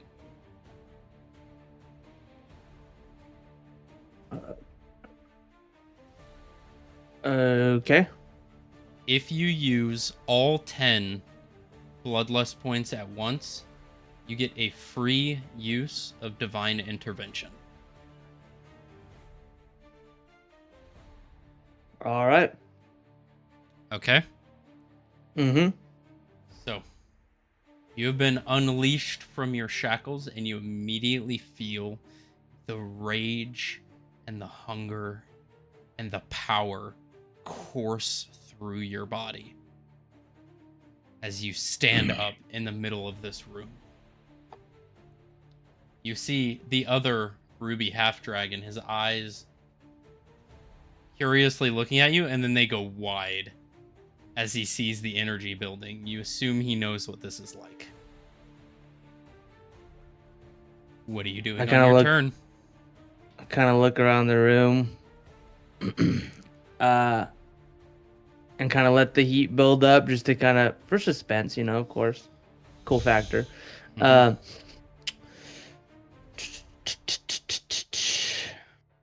I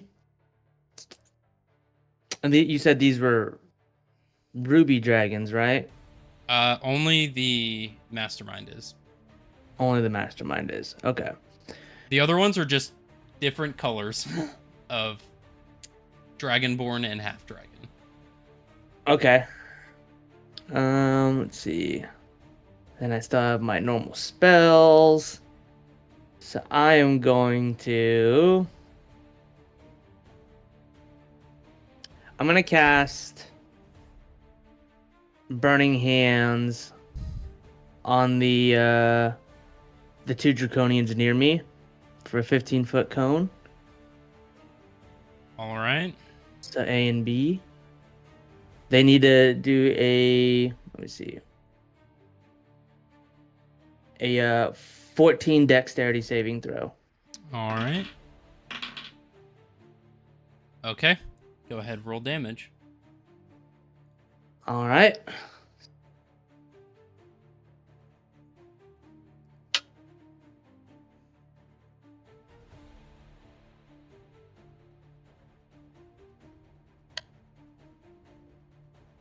Uh, 14 burning damage.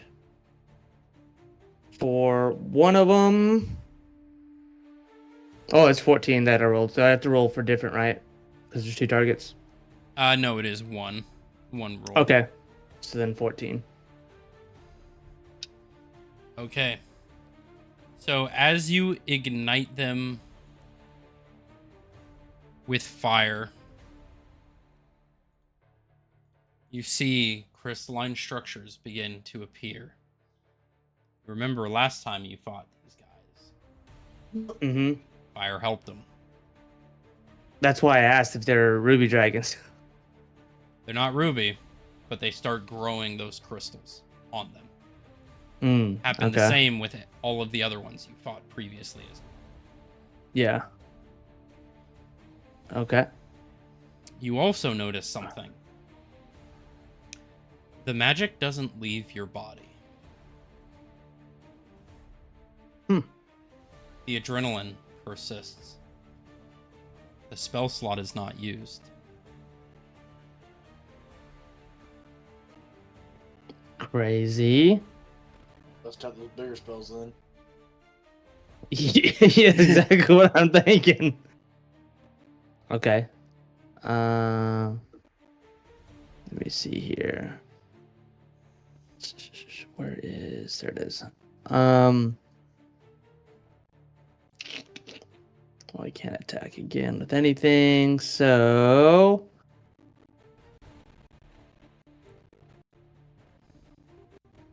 I'm going to then just move my character. Let's see, 30 feet. I'm gonna move him about right here. All right, and you do have a bonus action still. I do. And you said bonus actions I can use cantrips, right? Yes, sir. Okay.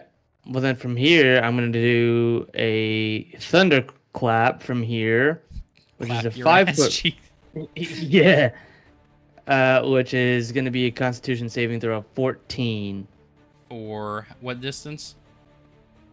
It's on myself for a 5 foot radius.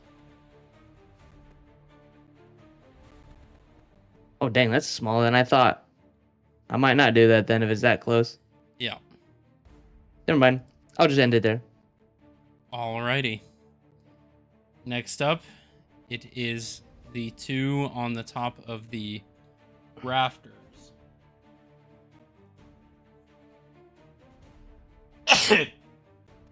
Bless you. Excuse me.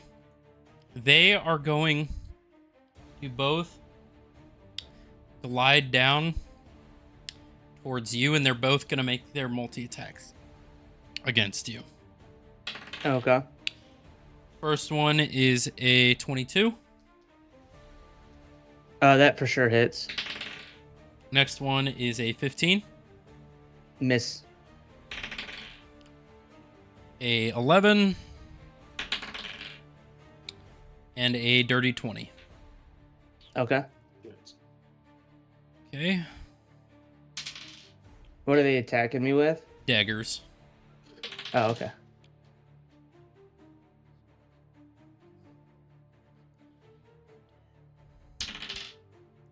You take 10 points of piercing damage.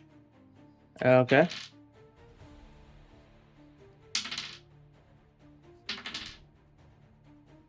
And 19 points of poison damage. 19. As these Alright. two individuals run, they slash the first time. You dodge out of the way. As the second one stab you in either leg, you feel this coursing poison through your bloodstream as it begins searing from the inside.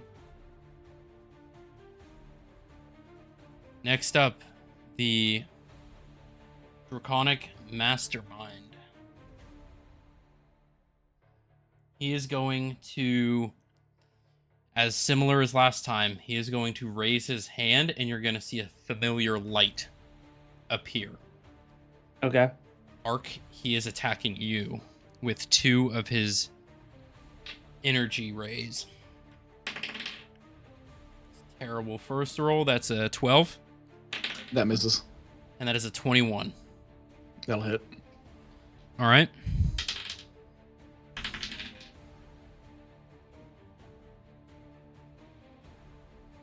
"15 points of force damage as the light. You dodge out of the way just as it hits. You see the searing hole through the wall. And as you dodge the other way, it clips you right in the shoulder as it sears a hole straight through you as blood spatters on the back wall. He is then going to disappear.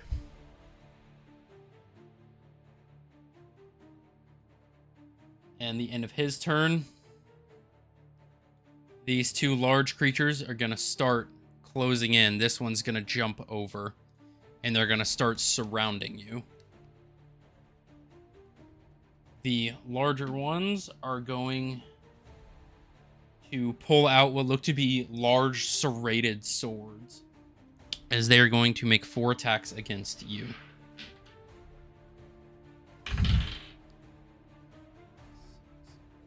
Does a 14 hit? Misses. Second one is a 19. Meets it. Yep. So that's 1. That is it's going to be a miss on a 14. It's going to be a miss on another 14. So they're only going to hit 1. So that is 15 points of slashing damage. As you dodge 3 of these swipes, the last one catches you right on the underside of the breastplate as you feel it slice through the armor. Your arcane aura that makes up your body structure, you feel it get torn out as searing pain enters your body. I don't feel the pain for long because I am now unconscious. You were unconscious? Yep. Oof. Okay, end of your turn. This foot soldier is going to start running his way around here. This one is currently unconscious, so he's gonna keep taking a nap where he's at. He's just gonna keep He's sleepy. he's gonna keep Slowly sleeping bleeding out. there. That dude's dead. The mage, he is going to point out towards you. Actually, he is going to move around here. He's gonna just see you, Yerk, through the window. Is that going to become a half-covered thing and also disadvantage because it's disadvantage with the foresight? Yeah, with the foresight, so it'll be a disadvantage, but he is going to make 2 necrotic ray attacks. Actually, yeah. He's only going to make 1 necrotic ray attack. And that is a 14 to hit. Nope. 14 misses. Yep. In that case, I am going to need you to make a Constitution saving throw. Oh, lovely. This is a regular roll. Regular, really? Yep. Because this is Okay. a saving throw, not a dodge. Even with the foresight? Yep. Alright. 13. 13, you just succeed. As it waves sigils in the air, you feel magic trying to hold on your body as it shatters as you resist it. That is the end of his turn. Yerk, it is the top of initiative. It is your turn. You can see that Ark has fallen to the ground and his armor is unmoving. Can I say the window's kind of busted up now? Yes. Yeah. Window is fucking shattered, bro. Just clarification. Yerk will move here. Let's see. Move about there.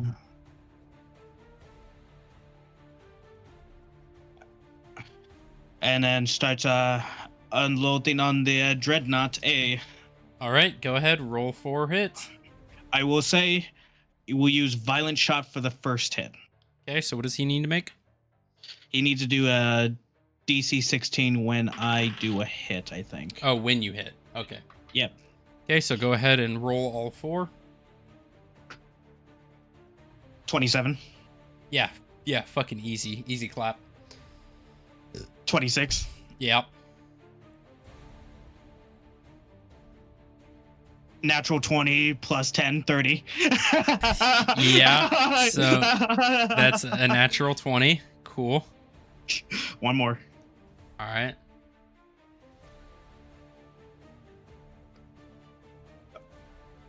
$26. Oh, yeah. Each of them will hit. So go ahead, roll the first one. What does he need to make? He needs to do DC 16 saving throw of, I think it was Dex. Let me look. No, it just has DC of 16. Do you have any grit points left? It refreshed when I did the killing blow Oh, on it the does. Mastermind. It does, Yeah, doesn't it? Yeah. It refreshes. Okay, so it's a dexterity. No, it just says saving throw for trick shot. I have a DC of 16. Yeah, but it should say on visceral shot, Oh, violent shot. violent shot. It should say what saving throw. It does not. I'm just looking at adept marksman. That's like categorizes all of it. And the violent shot is just like add that misfire with the +2 to the weapon.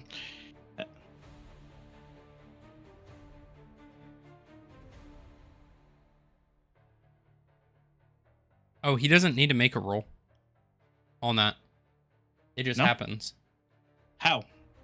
It says when you make a firearm attack against a creature, Yeah, you but can I thought expend one or that. more grit point. For each grit point, when you expend, the attack gains a +2 to the firearm's miss score. If the attack hits, you can roll 1 additional weapon damage type for Yeah, each. but the adept marksman's part of is encompass all of the trick shots. That's what I'm going off for right now. Gain 1 grit point. Killing blow to your saving throw 4 trick shots. That's the saving throw if you're doing like disarming strike. Or Yeah, but wouldn't that be all the trick shots though? Because that's just a new trick shot for me. no. No, It's- it's just the ones that. It's that just the ones require it, that like state disarming. you need to roll a saving throw for said shot. So disarming shot. So when you make an attack against a creature, you can expend 1 grit point. On a hit, the creature takes damage and must succeed a strength saving throw of 16, which is your saving throw trick shot. If the trick shot does not state that you need to roll a saving throw, then it just happens. If you hit the attack. We will go with it then. Yeah. I'm fine with that. Okay, so Yeah. on that first shot, that hits. Go ahead, roll for damage. Add 3. one more damage dice. Yep. Oh, god damn it. Alright.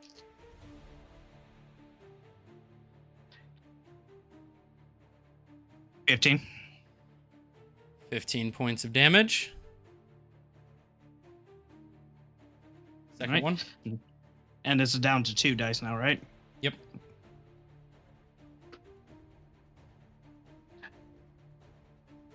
$15. 15. All right. And roll the next damage. This is your Crit. This is your crit, so roll double the dice. So that's 4.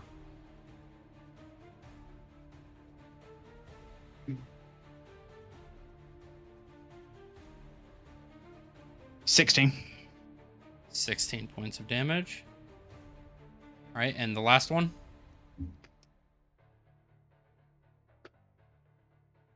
2 6s, 12, 17. Plus 5. 17. Yep. So 17 total. Yeah, it should be 17. So 17. Boom, boom, boom, boom, boom, boom, boom. The shots ring out as you see it rip through his chest as his attention is on you. He is heavily damaged. did he get system shock? It has to be with one attack. Is when Damn, system okay. shock, not Damn. Okay, Multiple fine. attacks. Fine. it's one big attack. That is the best I got, and now I could mark that off for now. All right. Like, well, I did hit that 20 after, so to refresh, right?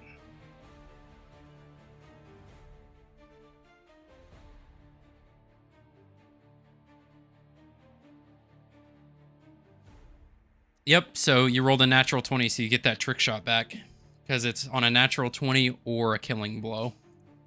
I don't get to use this often, so I'm trying to learn it a bit more. Nope, you're good. All right, is that the end of your turn? That is end of my turn. Alrighty, Ark. Roll that death saving throw. Keep it private.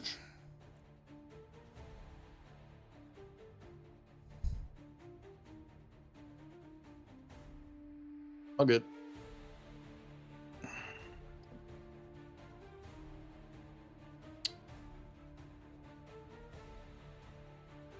Okay. End of your turn. Valen, it is your turn. You see yourself getting surrounded. You see Ark go down. You begin to hear a voice in your head. Use my powers. Do not be afraid. Do not be weak. I'm getting angrier and trying to resist it, but kind of leaning into it at this point, being hurt. And I'm gonna give in a little bit. All right. I'm gonna give in. Okay. What are you using? I'm gonna use my arc lightning at a 4th level. All right. Are you using any of your bloodlust points? Is that considered an action, or is that just an additional thing that I can do? That is just something you can tack on whenever, as long as it is Okay. one of the options that I gave you. Okay. Let me see. And you can use as many of them as you want. So if you wanted to use 5 for 5 extra damage dice, you can do that. Okay, I'll do for this one. I will do 2 bloodlust points for additional damage. Okay, and then that is on each of the hits. So at Arc Lightning at 4th level, so 2d8. Higher when you cast a spell using spell of 3rd level high, both initial and arcs are 1d8. So that is 4d8 plus the 2. So that's going to be 5d8 for the first attack.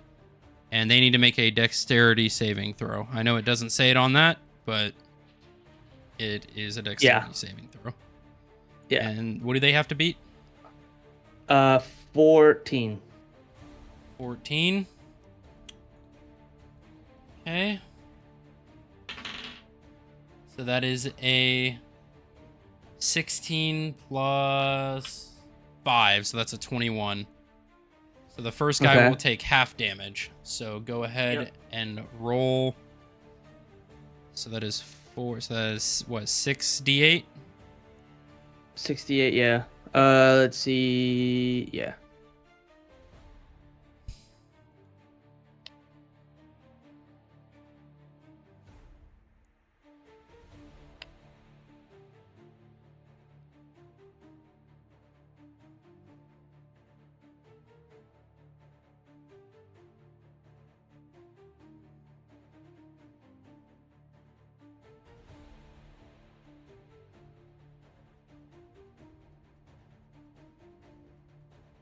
$38 points of lightning damage.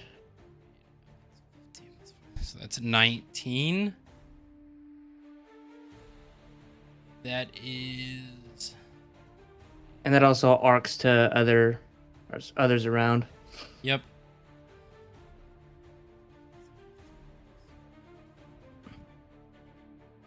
Wait, hold on. Let me check something.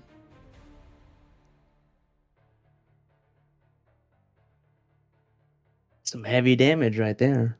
Ooh, just 1 under half damage. Even on him taking half. All right, so as lightning arcs out, the other ones, yep, they need to make a dexterity saving throw. Oof. That first one makes a 14. Does that match the DC? It matches. So he'll take half damage, and the second one will take 14 plus 5, so that's 19. So he will also take half damage. So for the extras, that is going to be plus 2, so that's 5d8. Okay. Let's go ahead and roll that. Yep.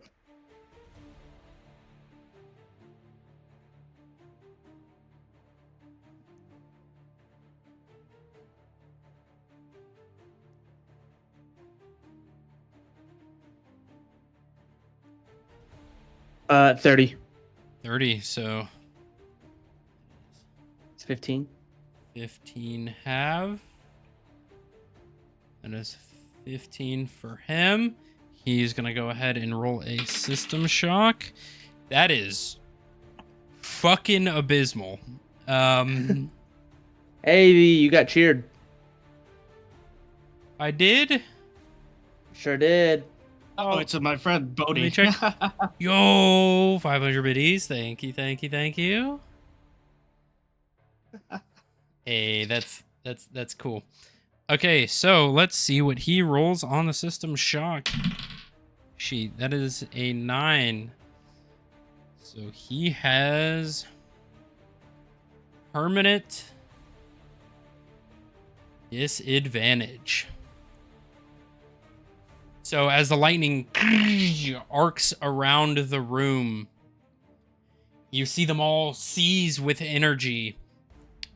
As one behind, he can't unlock his body, seems to have seized up.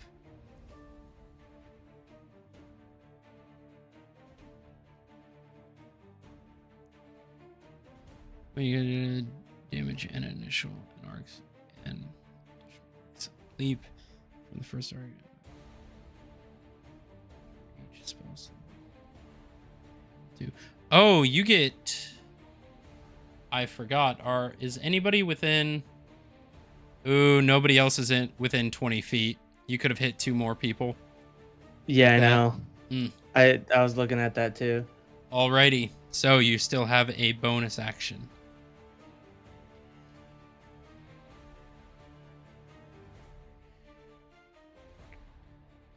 Let me see. My bonus action. And as you Let's use this see. power, you feel yourself growing stronger. As you use the bloodlust. Nice. It feels good. It feels right.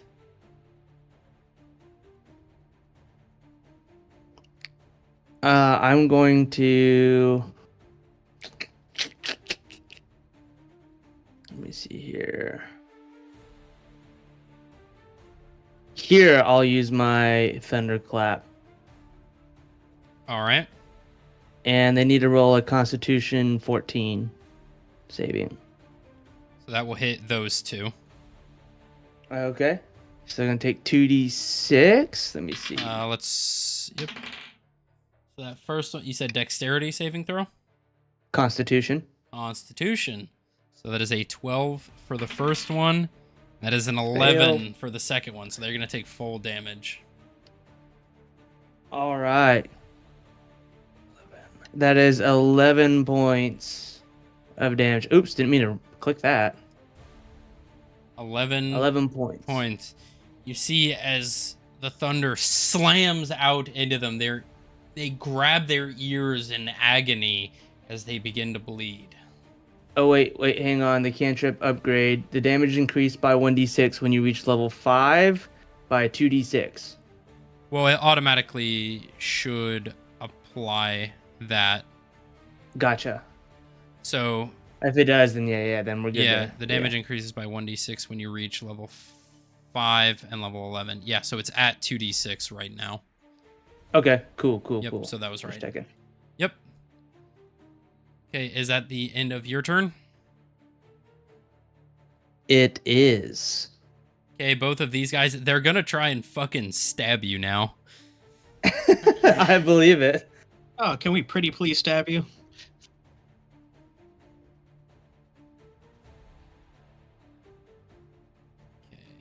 Okay. So that first one is a 21. It hits. That second one is a 10. Fail. That third is a 23. Hit.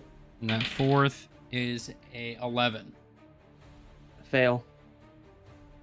Okay, so that is 4 plus 5, so that's 9 points of slashing damage and 13 points of poison damage. And as you are hit with 2 of those, I need you to make a Constitution saving throw. Constitution saving. Okay.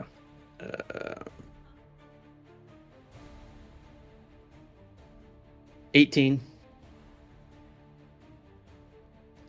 18. You feel a paralysis beginning to take over your body. Then you hear a voice. I will not let my soldiers be weakened by puny magic. And you feel the poison disperse from your body, unaffecting you. So I don't take any damage. Well, you're not paralyzed. You took damage. Okay. You're not paralyzed. Okay. So at the end of that turn,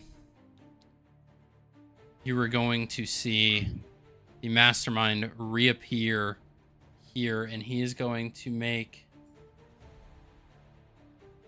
2 energy rays, one towards you and one towards Yerk. This is going to Yerk. This is also going to include being through his own soldier. Oh. He doesn't care. Interesting. So on you, Valen, that is a dirty 20. Okay, that hits. So that is 12 points of force damage as it straight That through puts me the at 1 center, hit point. straight through the center of your chest.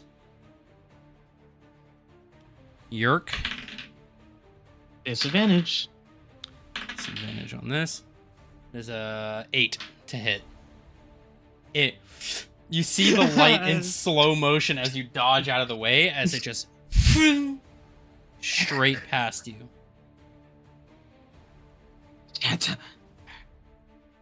All right.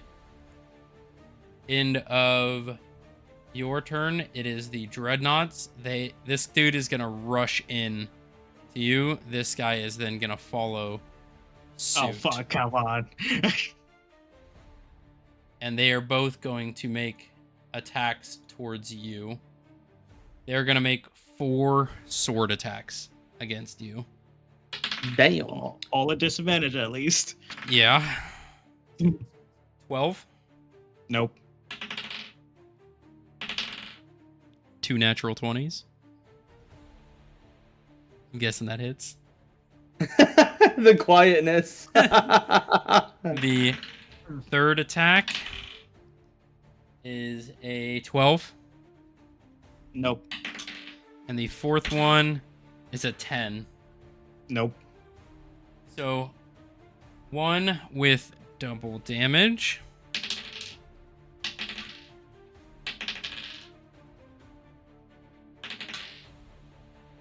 $13 points of slashing damage. You dodge 3 of these attacks as one cleaves right up your chest, slicing your studded leather, a deep gouge from your stomach to shoulder as it sprays blood across. And that's the end of their turn. This foot soldier, he is going to try and close the distance. And he is going to make an attack at disadvantage against you, Valen.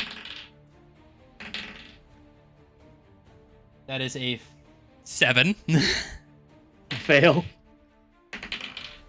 That is a 5. Oh, Fail. So that one fails. Draconian Foot Soldier's unconscious. Yep. Dead. The mage is then going to run around this side. And he is going to make an attack on you, Yerk. He is going to make 2 necrotic ray attacks at disadvantage. Does a 7 hit? no. Does a 12 hit? No. Damn. Both of those necrotic rays just... You're just in slow motion, just dodging sword attacks. Oh god. And John Wick over here. necrotic rays. You're just dodging, just bashing them out of the way. Holding the This is rifle, bad. just batting them away. You've got 2 massive guys around you. So the end of your turn, Yerk. You're at the top of the initiative. Fuck, there's not a lot of options. Alright. He needs to finish out Dreadnought A. All right. He's taking 1 hit on him.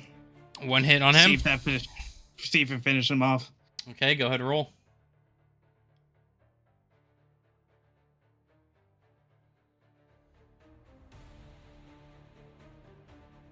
27. Oh, yeah. Go ahead and roll with that damage, buddy.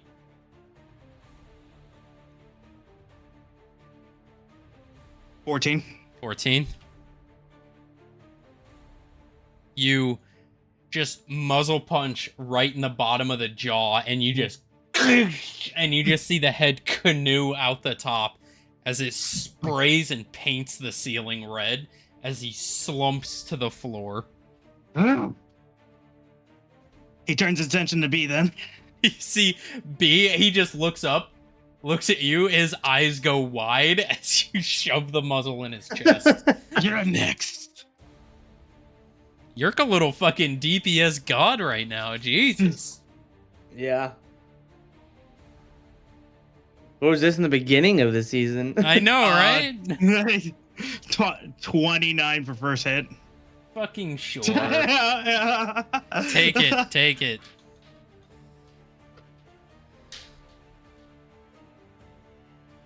$18 for the next. Yeah, that'll hit. That's 2. And then 1 more. Yep. Actually, I need it refreshed, right? The trick shot, so Yeah. violent shot for the next. All right. So it has increased your misfire score to 3. Yep. Okay. What'd you roll? Yep. You're rolling with advantage. Natural 20 plus Jesus 10. fucking roll your damage. Roll your damage. So that's what? Okay. 2, 4. That's 8. don't- So 8 plus your modifier. So roll 8d10. Hey, wait, what? So, a little pro tip: when I'm rolling multiple attacks, I will roll all of the dice at once, and then I will add the modifiers from each attack to it. So go ahead. Alright, so just roll 8d10. Just roll 8d10. Give me just a sec. So you'll roll 8d10, and then you'll add 15 to that. Just give me a sec. Hold on. I Alright, think he going has through the my dice. possibility of rolling the highest single damage since the I know, campaign right? has started. If he gets it good. I have physically 10. How much? 8 d10. Okay, okay. Let me remove 2 more. There you go. Okay, I have physically 8 dice to roll it. All right. All right.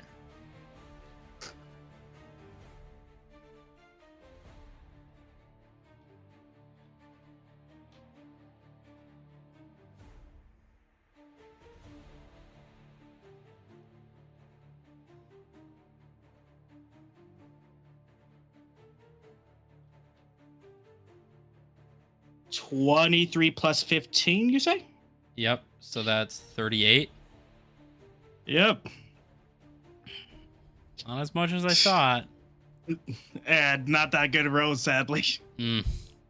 As you boom, boom, boom, boom, straight through his chest, he blood sprays from his mouth as as he's getting ready to go in on you. Oh, Still up and running. and that's all it takes. Last thing he's gonna say is like, "I killed Wait. them." You do get one more D10 because you used I do? violent shot. Yes. Yeah. So go ahead and roll the one more D10. Wait, why would it be D10s? Well, it's another additional damage dice, right? Yeah, but it'd be D6s. D6s. Oh, I misspoke. Did I have you roll D10s? Yes. Whatever. We'll stick with it. Roll one more D6. My bad. I rolled D6. I thought you were just trying to math it like it'd be Oh, easier. I forgot. Right. Your I- pistol's a D10. Your rifle's Yeah, a yeah. D6. Never mind. Yeah. So just roll one more D6.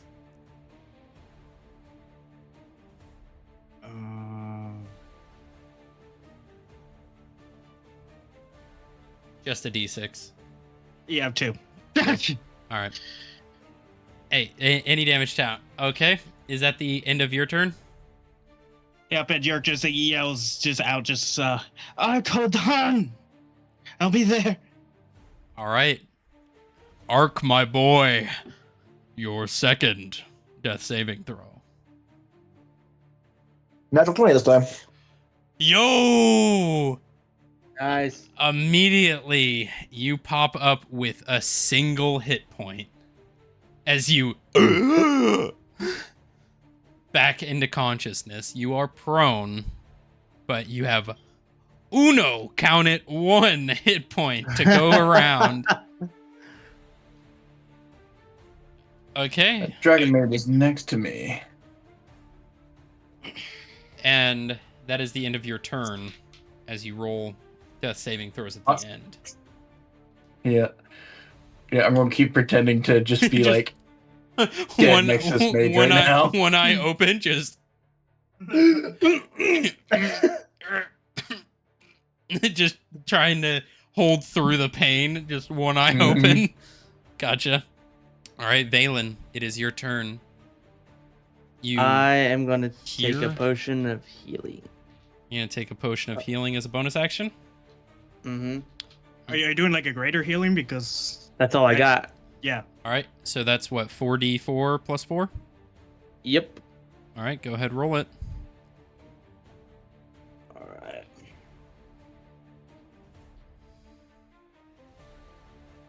I have to go recollect my dice, so some of them I throw up the table. No, you're good. Okay. At bat. 20 points. 20 points. All right. As you are standing there surrounded, you hear the voice again. Like I showed you. Want them dead, and it shall happen. Use my powers. Destroy your enemies now. Roll a wisdom saving throw. Oof. Okay. And as you have used some of your bloodlust points, this is a disadvantage. Your mind is Okay. weakening. All right.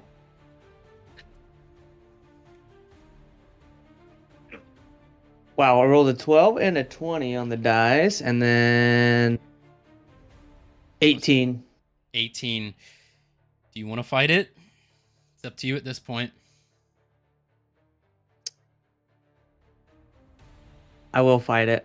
You will fight it. You shear off the anger and the hunger. What are you doing with your action? With my action, I am going to... Let's see.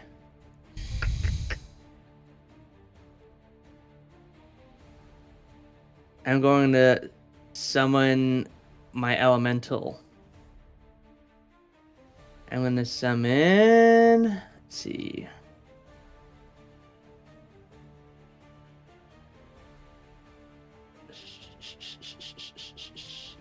I'm going to summon an air elemental. Air elemental. All right. E. As you twist your hands around and you go to summon the elemental, you hear a voice in your head. You shall not summon his creatures. You are mine. As you raise your hands, you see the arcane energy shift. The sigils conform and contort. As you don't see an elemental summon, you see something else. Oh, snap.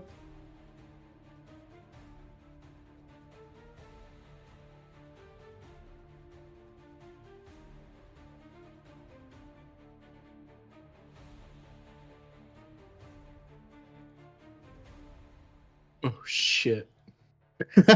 As in the middle Oh my God. In the middle of the room, you hear a as fire and brimstone fill the air as you see a young red dragon and roar out in the room. Ark, with your one eye open, you see a massive red dragon appear in the middle of the room. And you freeze, you just... "Ah!" And the voice persists. You shall not foul my powers with his dirty tricks. Use my gifts and no others. There is now a young red dragon in the middle of the room that you may command at your liege. Do I have a list of stuff that he can do? Mm-hmm. I will send you... Oh, that is the wrong stat block. Let me go ahead and actually grab the right one.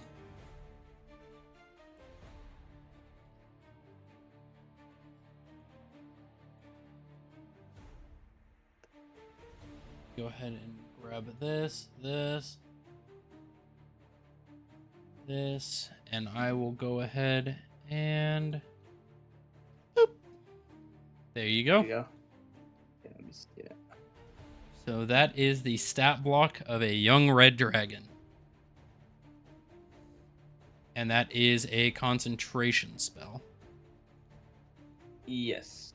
All right, let me see here. Oh boy. Yeah. I will Okay. say Yerk didn't see Valen really cast this. Yerk just sees the head of a red dragon appear through the doorway. Its head is about the size of you, Yerk, as you just... Oh. I'm just getting body blocked by a wall of people. And I'm just like, oh, There's just come bodies piling up around Yerk, blocking his way. That's insane. Alright, let's see. Okay, so he can do multi-attack. One with it. Okay, so I'm gonna have him. Let's see. I'm gonna have him. Well, because he can travel up to 100 and 40 feet. Okay. 40-foot walking, 40-foot climb, and flying 80. He can't really fly in this room as his back is up against the ceiling. Wow, Yeah. flying enemy. Great. All right, so he's going to. He's gonna bite the Draconian Mage by arc first. All right, as it, you just see this red dragon just appear in the doorway and go to just snap at the mage. You see the mage turns around, eyes go wide as he throws his hands up. Okay, go ahead and make a bite attack. It has a +10 to hit. Yeah. Wow, natural 20. That's a 30. So that's going to be 4d10 Oh, plus my 6. God. That mage is cooked. So 4d10 plus 6. All right. Let me get my multi dice here.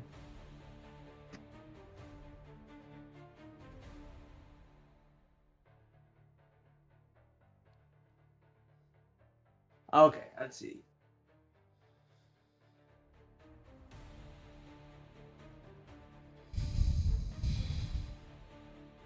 $35 points of damage. So 35 points of damage. Now roll 2d6 and All right. subtract it from 35.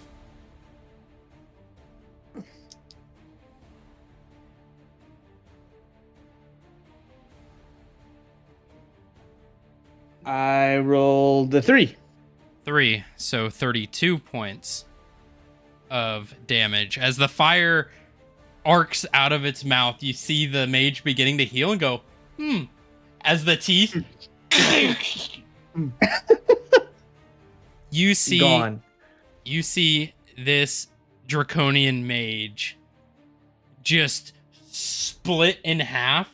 You see the head, the shoulders, and about knee and below stay there. The rest is just ripped gone as you see head, shoulders, knees, and toes. As the saying goes, head, shoulders, his knees, and his toes lay bare on the floor as the rest of his torso is gone. Fucking A, man. Holy shit. All right.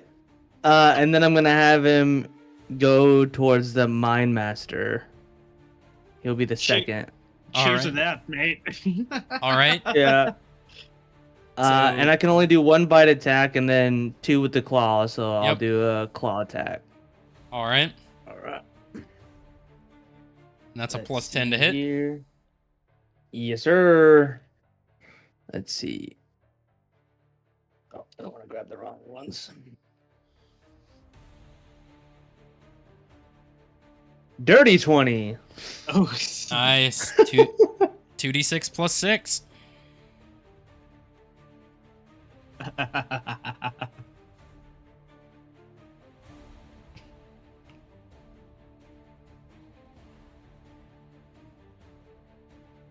Six. Let's see here.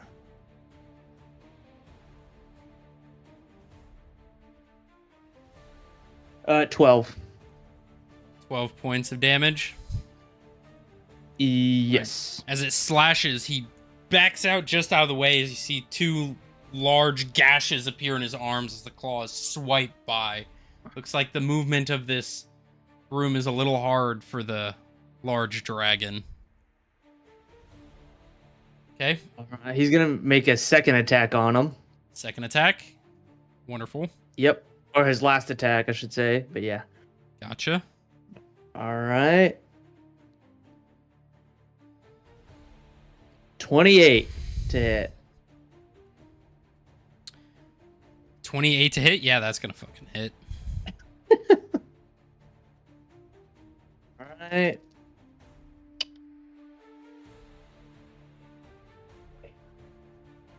Uh, 14 points of damage.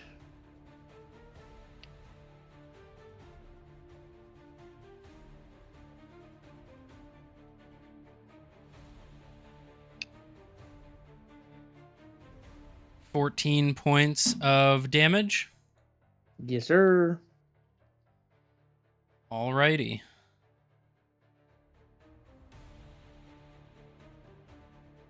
Okay. Hold on 1 second. My DoorDasher is being stupid. You got some food? Yeah.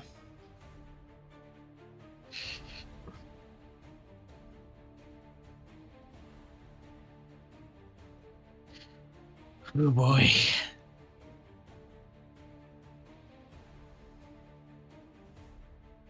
Tom, did you bring enough for the whole class, Zedge? What did he do? He said, "Did you bring in?" Tom said, "Did you bring enough for the whole class?" No, I didn't. My DoorDash. I can't. You can. Can you share your location? Brother, it's... Jeez. Should we do an intermission? Nah. I'm just gonna send him my Google Maps location because he's...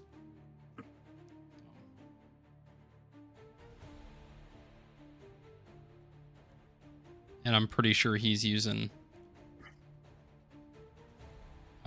Apple Maps, which brings you to the wrong place. Alrighty, so is that the end of the dragon's turn? That is the end of the dragon's turn. Alright. Infiltrators, they're going to make 4 attacks against you. That is a 22. Against Valen? Yep. That hits. That is a 21. Hits. That is a 14. Fail.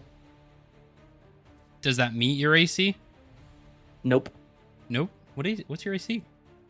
18. Oh, right. I forgot. And a 20. That one hits.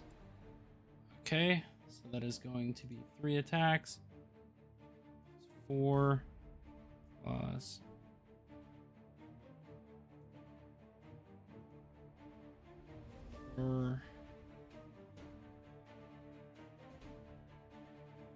Three fours. Geez, that's 12 plus 9. So that's 21 points of piercing damage.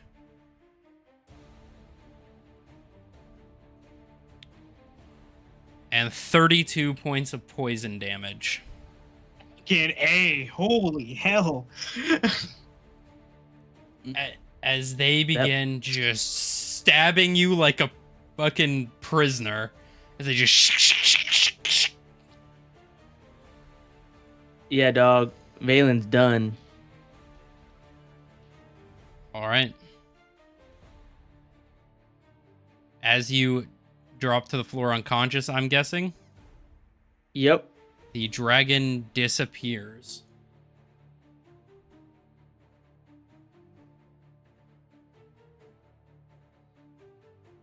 Oh boy.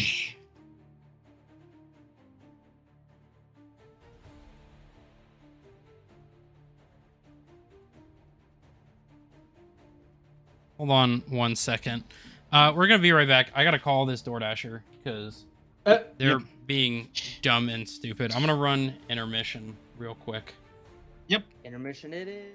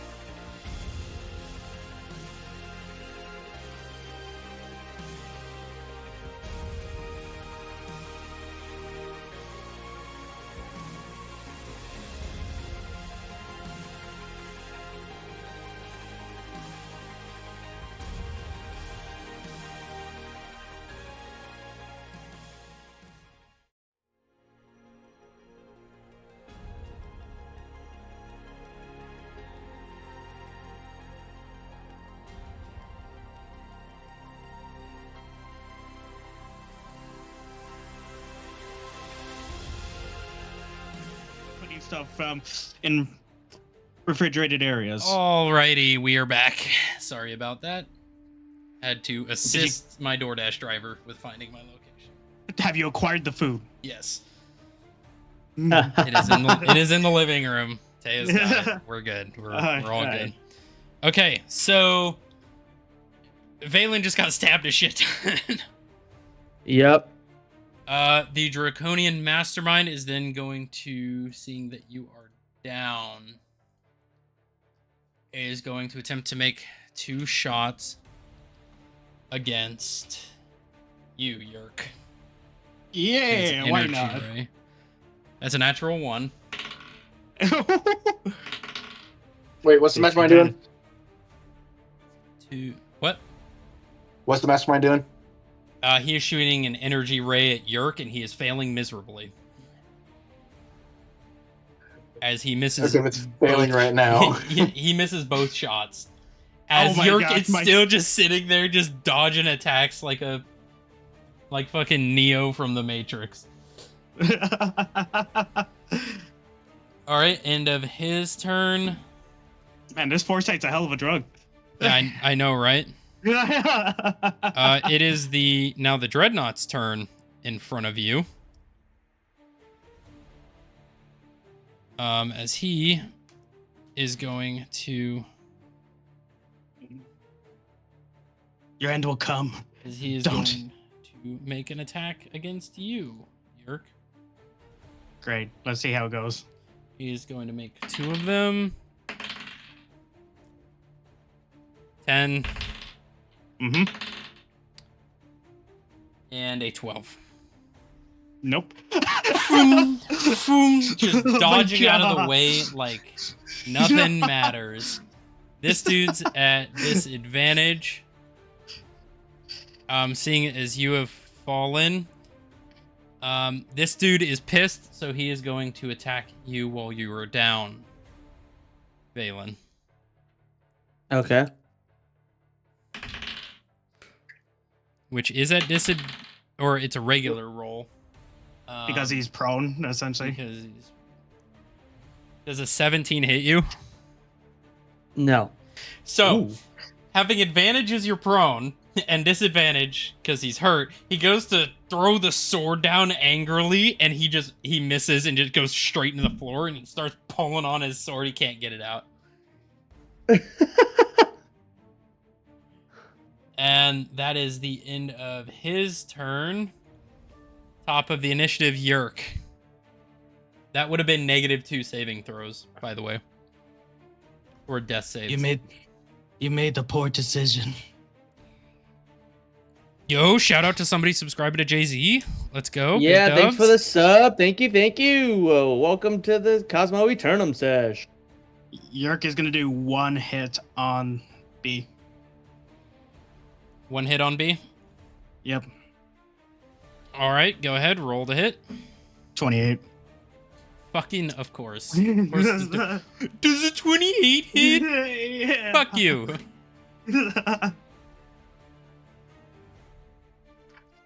8. 8 points of damage. Yep. All right. Fires in his shoulder. He's still staring at you. Another shot. Go ahead. Roll for it.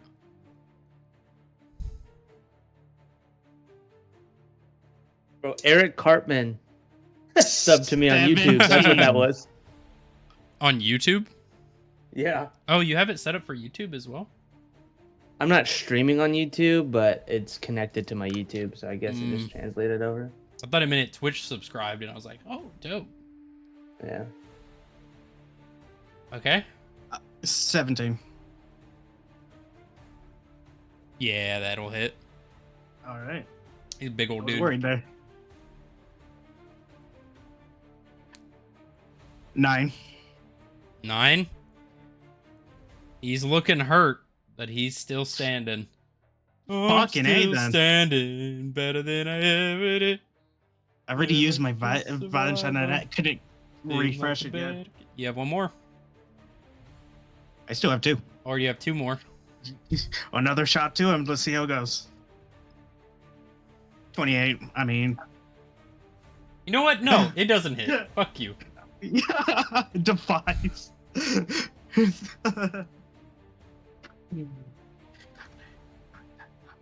13. He is hanging on by a thread. Oh, wow. He's on. Okay. He's barely standing. He's just.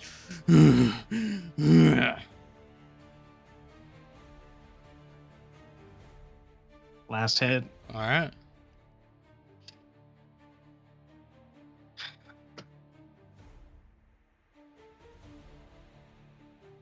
$16. 16 just hits. Wow. Okay.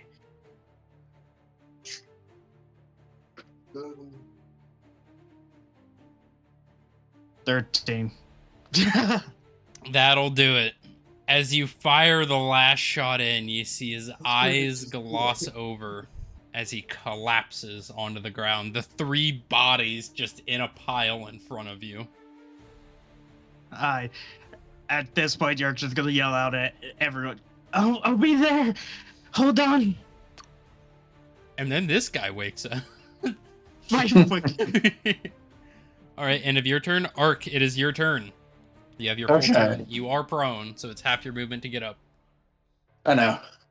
But what I'm going to do, while still laying down. I'm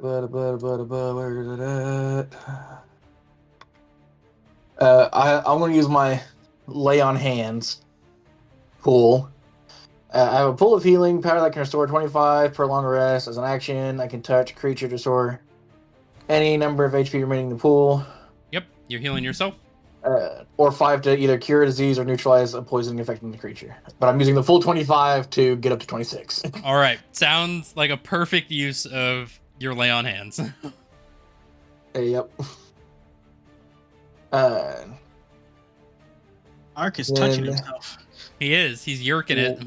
He's Hey, yerking yo. it for help. And I'm going to use my half move to get up and the other half to move here. All right.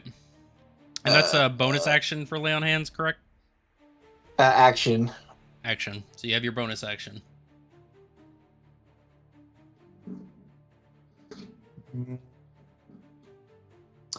Oh, I know. I'm going to use my sorcery points because this is a bonus action I can do. Mhm. There they are. I'm going to burn both of them to regain a 2nd level spell slot. Fantastic. Wonderful. That'll be the end of my turn. All right. Valen, your first death saving throw of the campaign. Let's Yes, roll it. sir. It is just a D20 Mhm. dice. So just regular D20. You need to Okay. roll an 11 or higher. A 10 or lower is a fail. And you'll mark it. Okay. Do not let us know what it is. Okay. Hey, it's just a straight Okay, D20. Okay. Got it. And then you will mark it on your sheet up in the top right.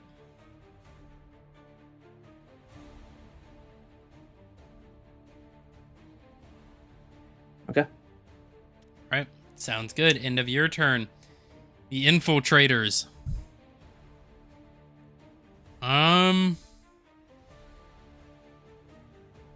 They are going to fly back up on to the rafters to try and lick their wounds for a moment.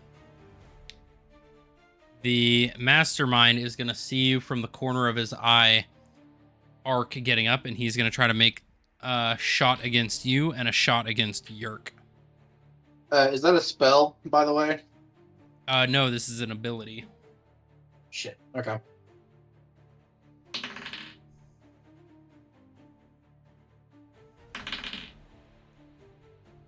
The 13 for you, Yerk. Nope. And that is a 17 for you, Ark. They'll miss. That'll miss. Yep. Both of them skip right past you, Ark. You're running, and you see the light out of the corner of your eye. You stop as it right past your head. Stop it! You can't hit me for shit. All right, end of your turn. The Draconian foot soldier. He is going to make a stab at you, Valen. He's pissed. See if he can pull his sword out and hit you again.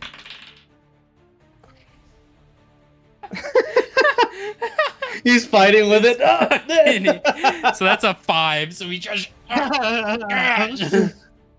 spends his whole turn trying to rip his sword out of the wood flooring. It's just not. It's not doing it. Yerk, top of the initiative. It is your turn. I would finally get out of this godforsaken place. That's I can only move that far, but right. Is it difficult terrain to go through all that damn bodies? Now that you mention it, I got to be truthful, I guess. I'd say that would take an extra 5 foot. So I'd say you could get to the doorway. All right, just You climb over the bodies. I'm coming. I'm coming, everyone. Don't worry. Slump over the bodies and climb to the other side. Can I physically see where Valen is now? Yes, you can. You can see he is laid on the ground unconscious. Will that count as half cover or such, or could I barely miss that? Are you shooting at the foot soldier? Yep. I'd say that'd be quarter cover, so it'd add +2 to his AC. All right. He also looks super hurt, by the way. Valen, hold on. 1 hit to him. All right.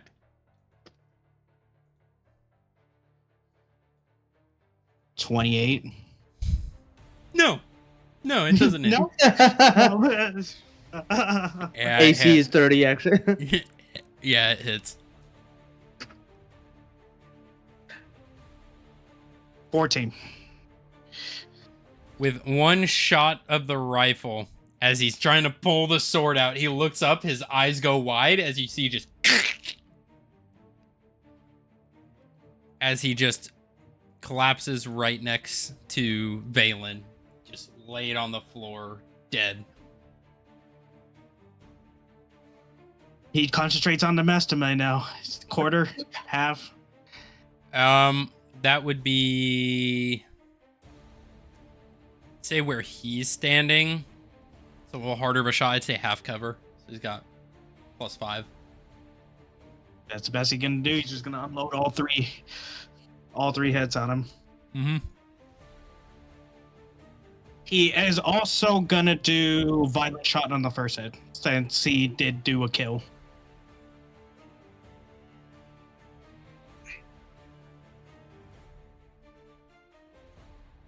Or sorry, this would be 3/4 cover. My bad. So yeah, +5. Natural 20 plus 10. I mean, Yeah, natural Damn. 20 will hit. all right. So first hit and then second.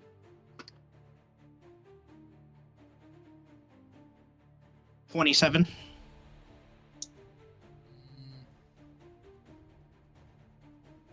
Yeah, that'll hit.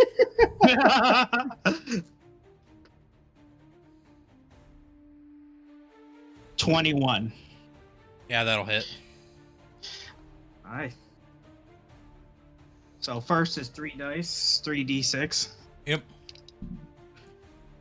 Oh, thank you. Can I say I'm also doing this non-lethally? Yeah, Okay. Before it's I a cast damage. bullet, but yeah, you could say non-lethal. I'm Non-lethal target area. I am aiming at his kneecaps. He's not gonna have knees at this point. All right.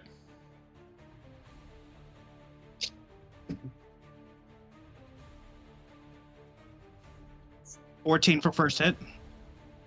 And that is what, +5? So it's 9 + 5? Or 8 + 5? 9. 9 plus 5. So that'd be 14. Is it 14? Yeah, 9 + Okay. 5 is 14. Sorry, brain. D&D showing people how to do basic edition since 1982. Telling people that they can't do basic edition. Shut it. Okay, next two. And that's the critical, right? Yep. The second one is a critical. So that's 46.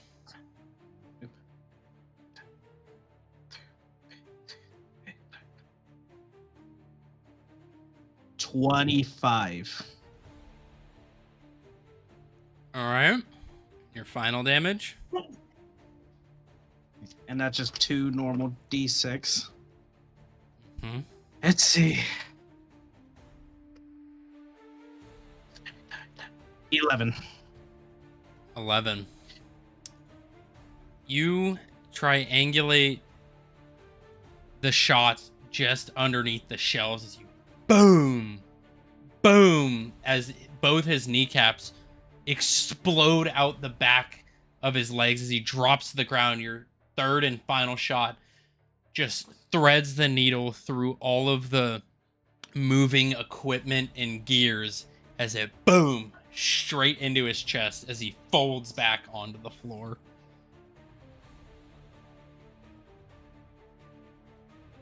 All right, is that the end of your turn? That is like all I got there. All right. I will say we almost got this. Valen needs help. Ark, it is your turn. Could Ark climb up on the shells and get close to one of the infiltrators? Oh yeah, I'd say you could climb to about here, and that'd be near Infiltrator A. I'll move you over to the right side just for visual sake. Okay. How close is it going to be? Like, He's close. 5 foot? Yeah, you could reach him with a hand. Okay. I'd Ark's say going that to used cast 10 water. feet. I'd say that used 10 feet of your movement. Okay. Yeah, Ark's going to use water bullet to attack. All right.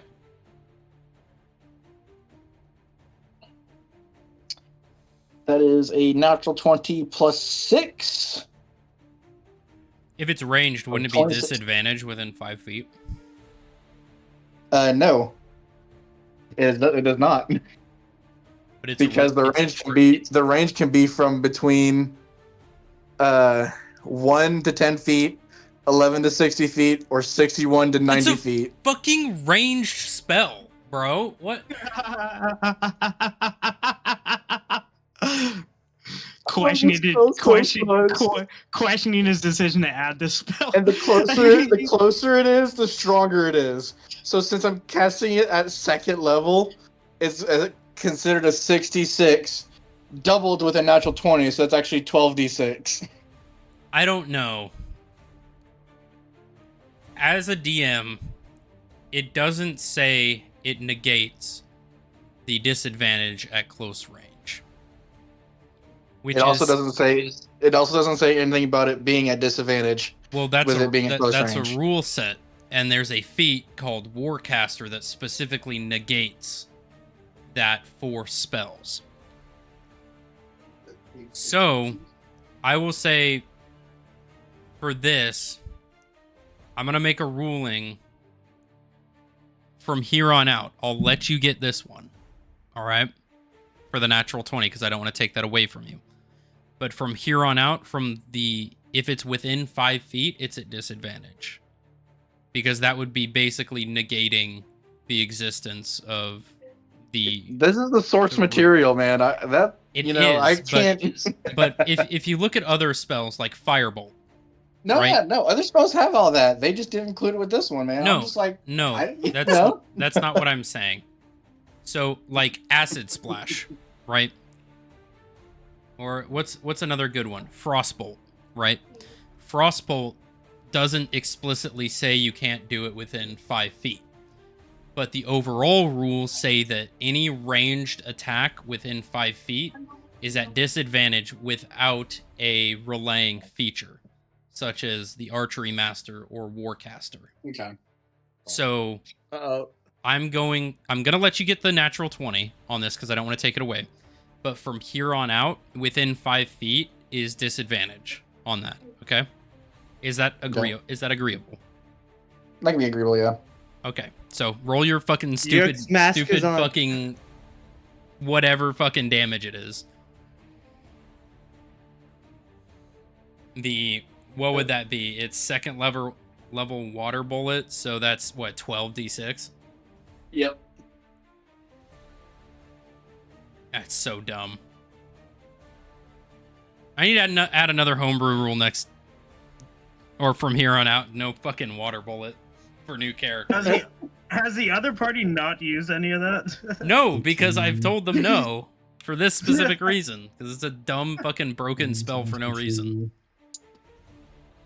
4, 28, I like how you got the mask on. 31.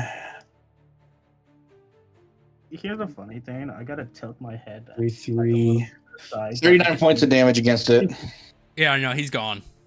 His whole chest cavity is fucking obliterated. He gets up and you hear him. You stand up, put your hand on his chest, and you just see. And he just collapses right there. Could I get to the other one by any chance? I'd say just getting to here would use the rest of your movement, as you are actively climbing. Hang on. Because I just gotten that extra attack feat. Does that count for No, doing spells in long range, or that's is it not just melee? spells. That's just melee. That's 2 attacks per turn from melee. Oh, just attacks per action. I'll have to look it up closer, but okay. It doesn't work for spells because you can't cast 2 leveled spells in the same turn. Cantrip spells. Cantrips, you can cast a spell and a cantrip if you are a full caster, which you are not. Okay. Then I'll just end my turn there. All right, Valen. Yeah. You want to use some of your bloodlust points to possibly wake up, or do you want to roll the death saving throw? How would I do that? Use the rest of them. What would happen if you use the rest of them, though? We'll find out now, won't we?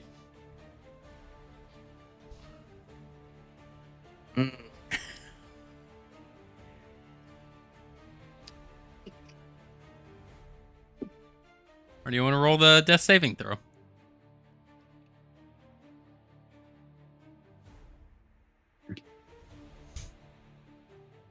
I'm trying to think of what he would do in this moment. What would Valen do? Current state Valen. I know what Valen would do. He'd always try to choose What the is right current path. Valen state would do? Yeah, I'm trying to get in the mindset of Valen, but like, infected Valen. Lusty for blood. Yeah. And at his weakest moment, what Valen would do is try to get himself back up. So that's what I'm gonna do. You're gonna You do use, you. Your character. you're gonna use the rest of them. I am. What do you say? Is you reaching out Oh, for I Is put this like Bailey a- down. Is this like a prayer? Uh-huh. Oh. In your unconscious state as you were fighting to stay existing. You're reaching for any semblance of revival. What do you say? That was bad. Let me think.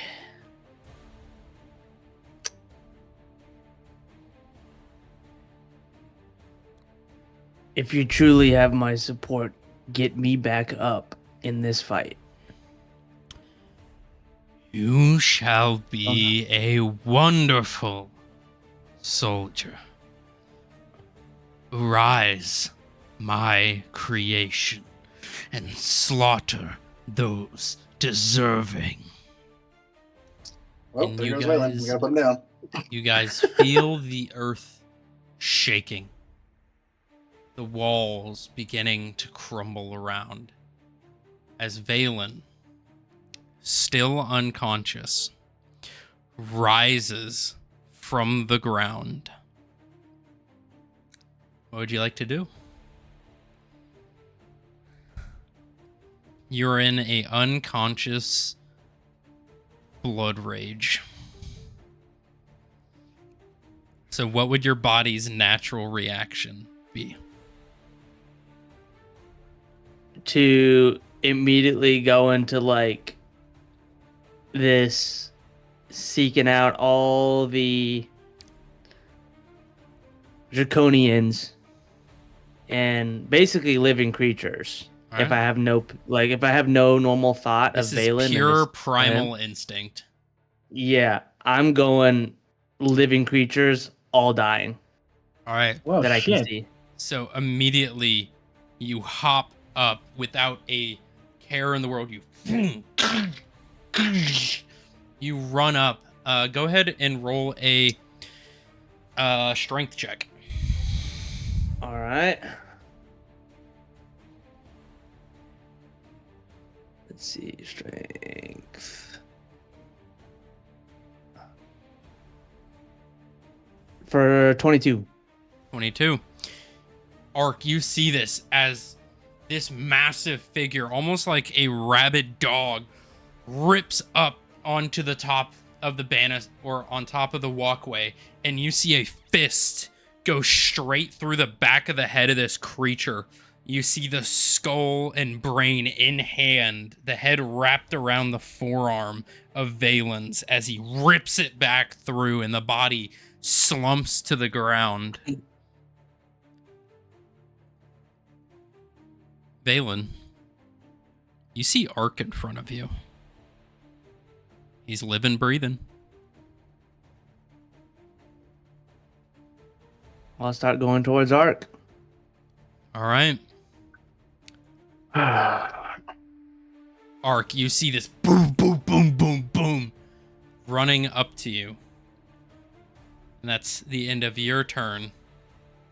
So bringing us back to the top of the initiative order, Yerk, you see Valen hop up, slaughter a creature, and then begin running towards Ark. Is there a way to get up there? You can try hopping up and climbing. Sure. Say that would use I am all thinking of of- your I am- movement. Give me just a sec.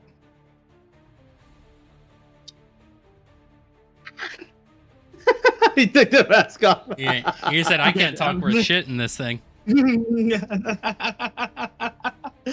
Oh, fucking hey. Hi, so I would be finally up there. And I use all the movement.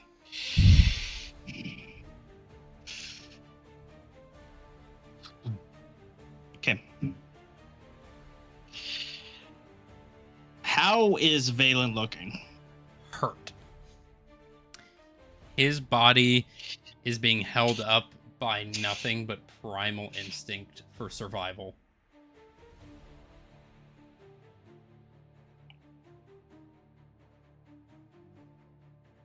Yerk will say, just use free action for, just yell at Yerk. He doesn't have to respond. Just, Ike, move.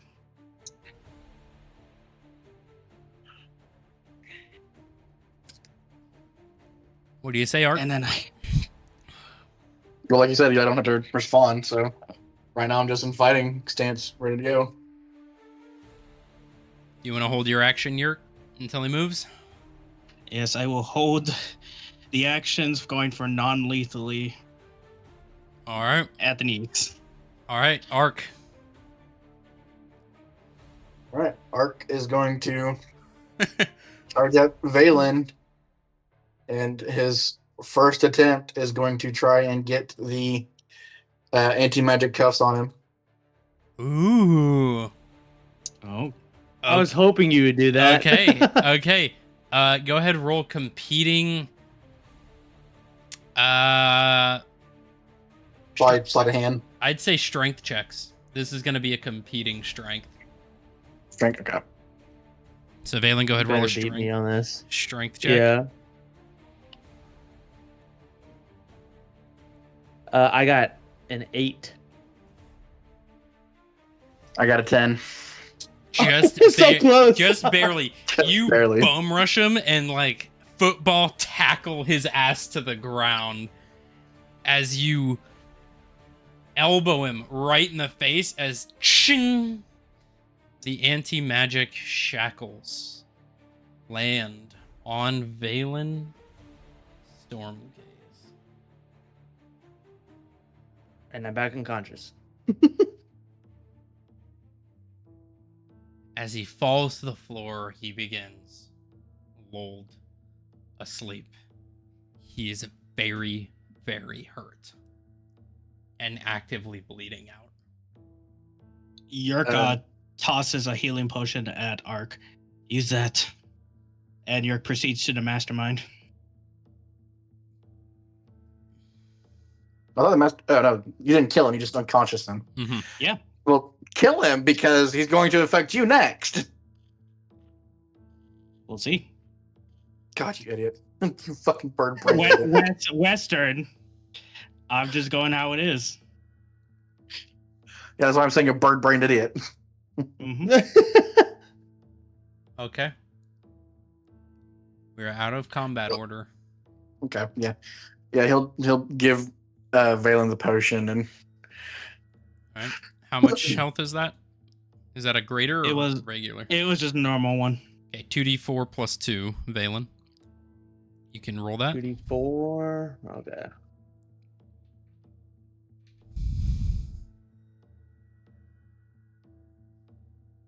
Six, 7. I got 8. 8. So if you click success on all of those, Okay. actually, I believe you can just type in 6 and then heal. I had 8 though. I'll do 8. Or yeah, 8. And then you can hit apply. Okay. There you go. Valen, as you back to consciousness, the shackles on you, the whispering, and the voice subsiding. How did I get up here? No words. I just kind of like lay my head back down on the ground for a second.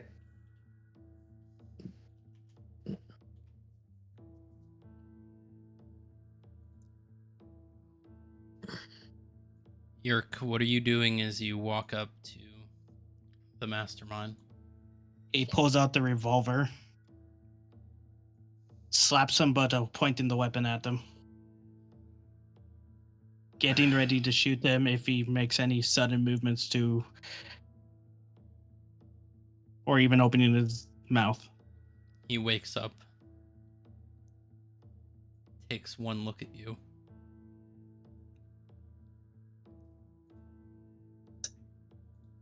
And then he goes invisible.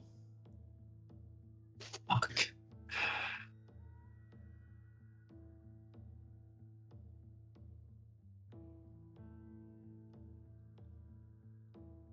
Can Ark do a survival or perception check to see if he can notice any like dust or blood stains going around?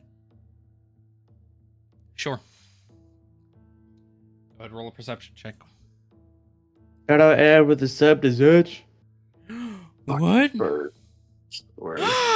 Thank you, Ed, for the sub. Big dubs. Shout out.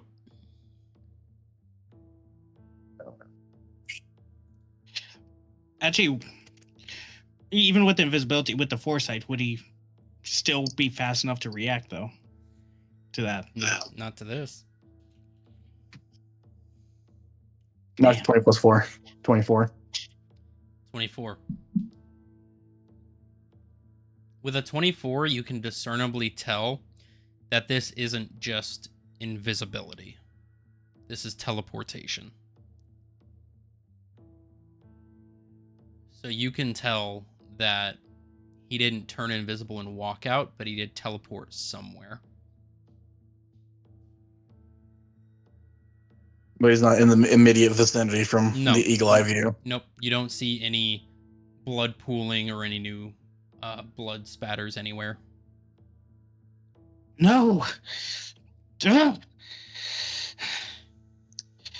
Yerk proceeds to go to the other unconscious person and just puts a bullet at him at this point. Jesus.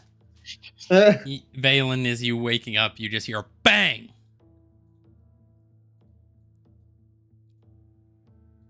From the other I don't room. even care at this point.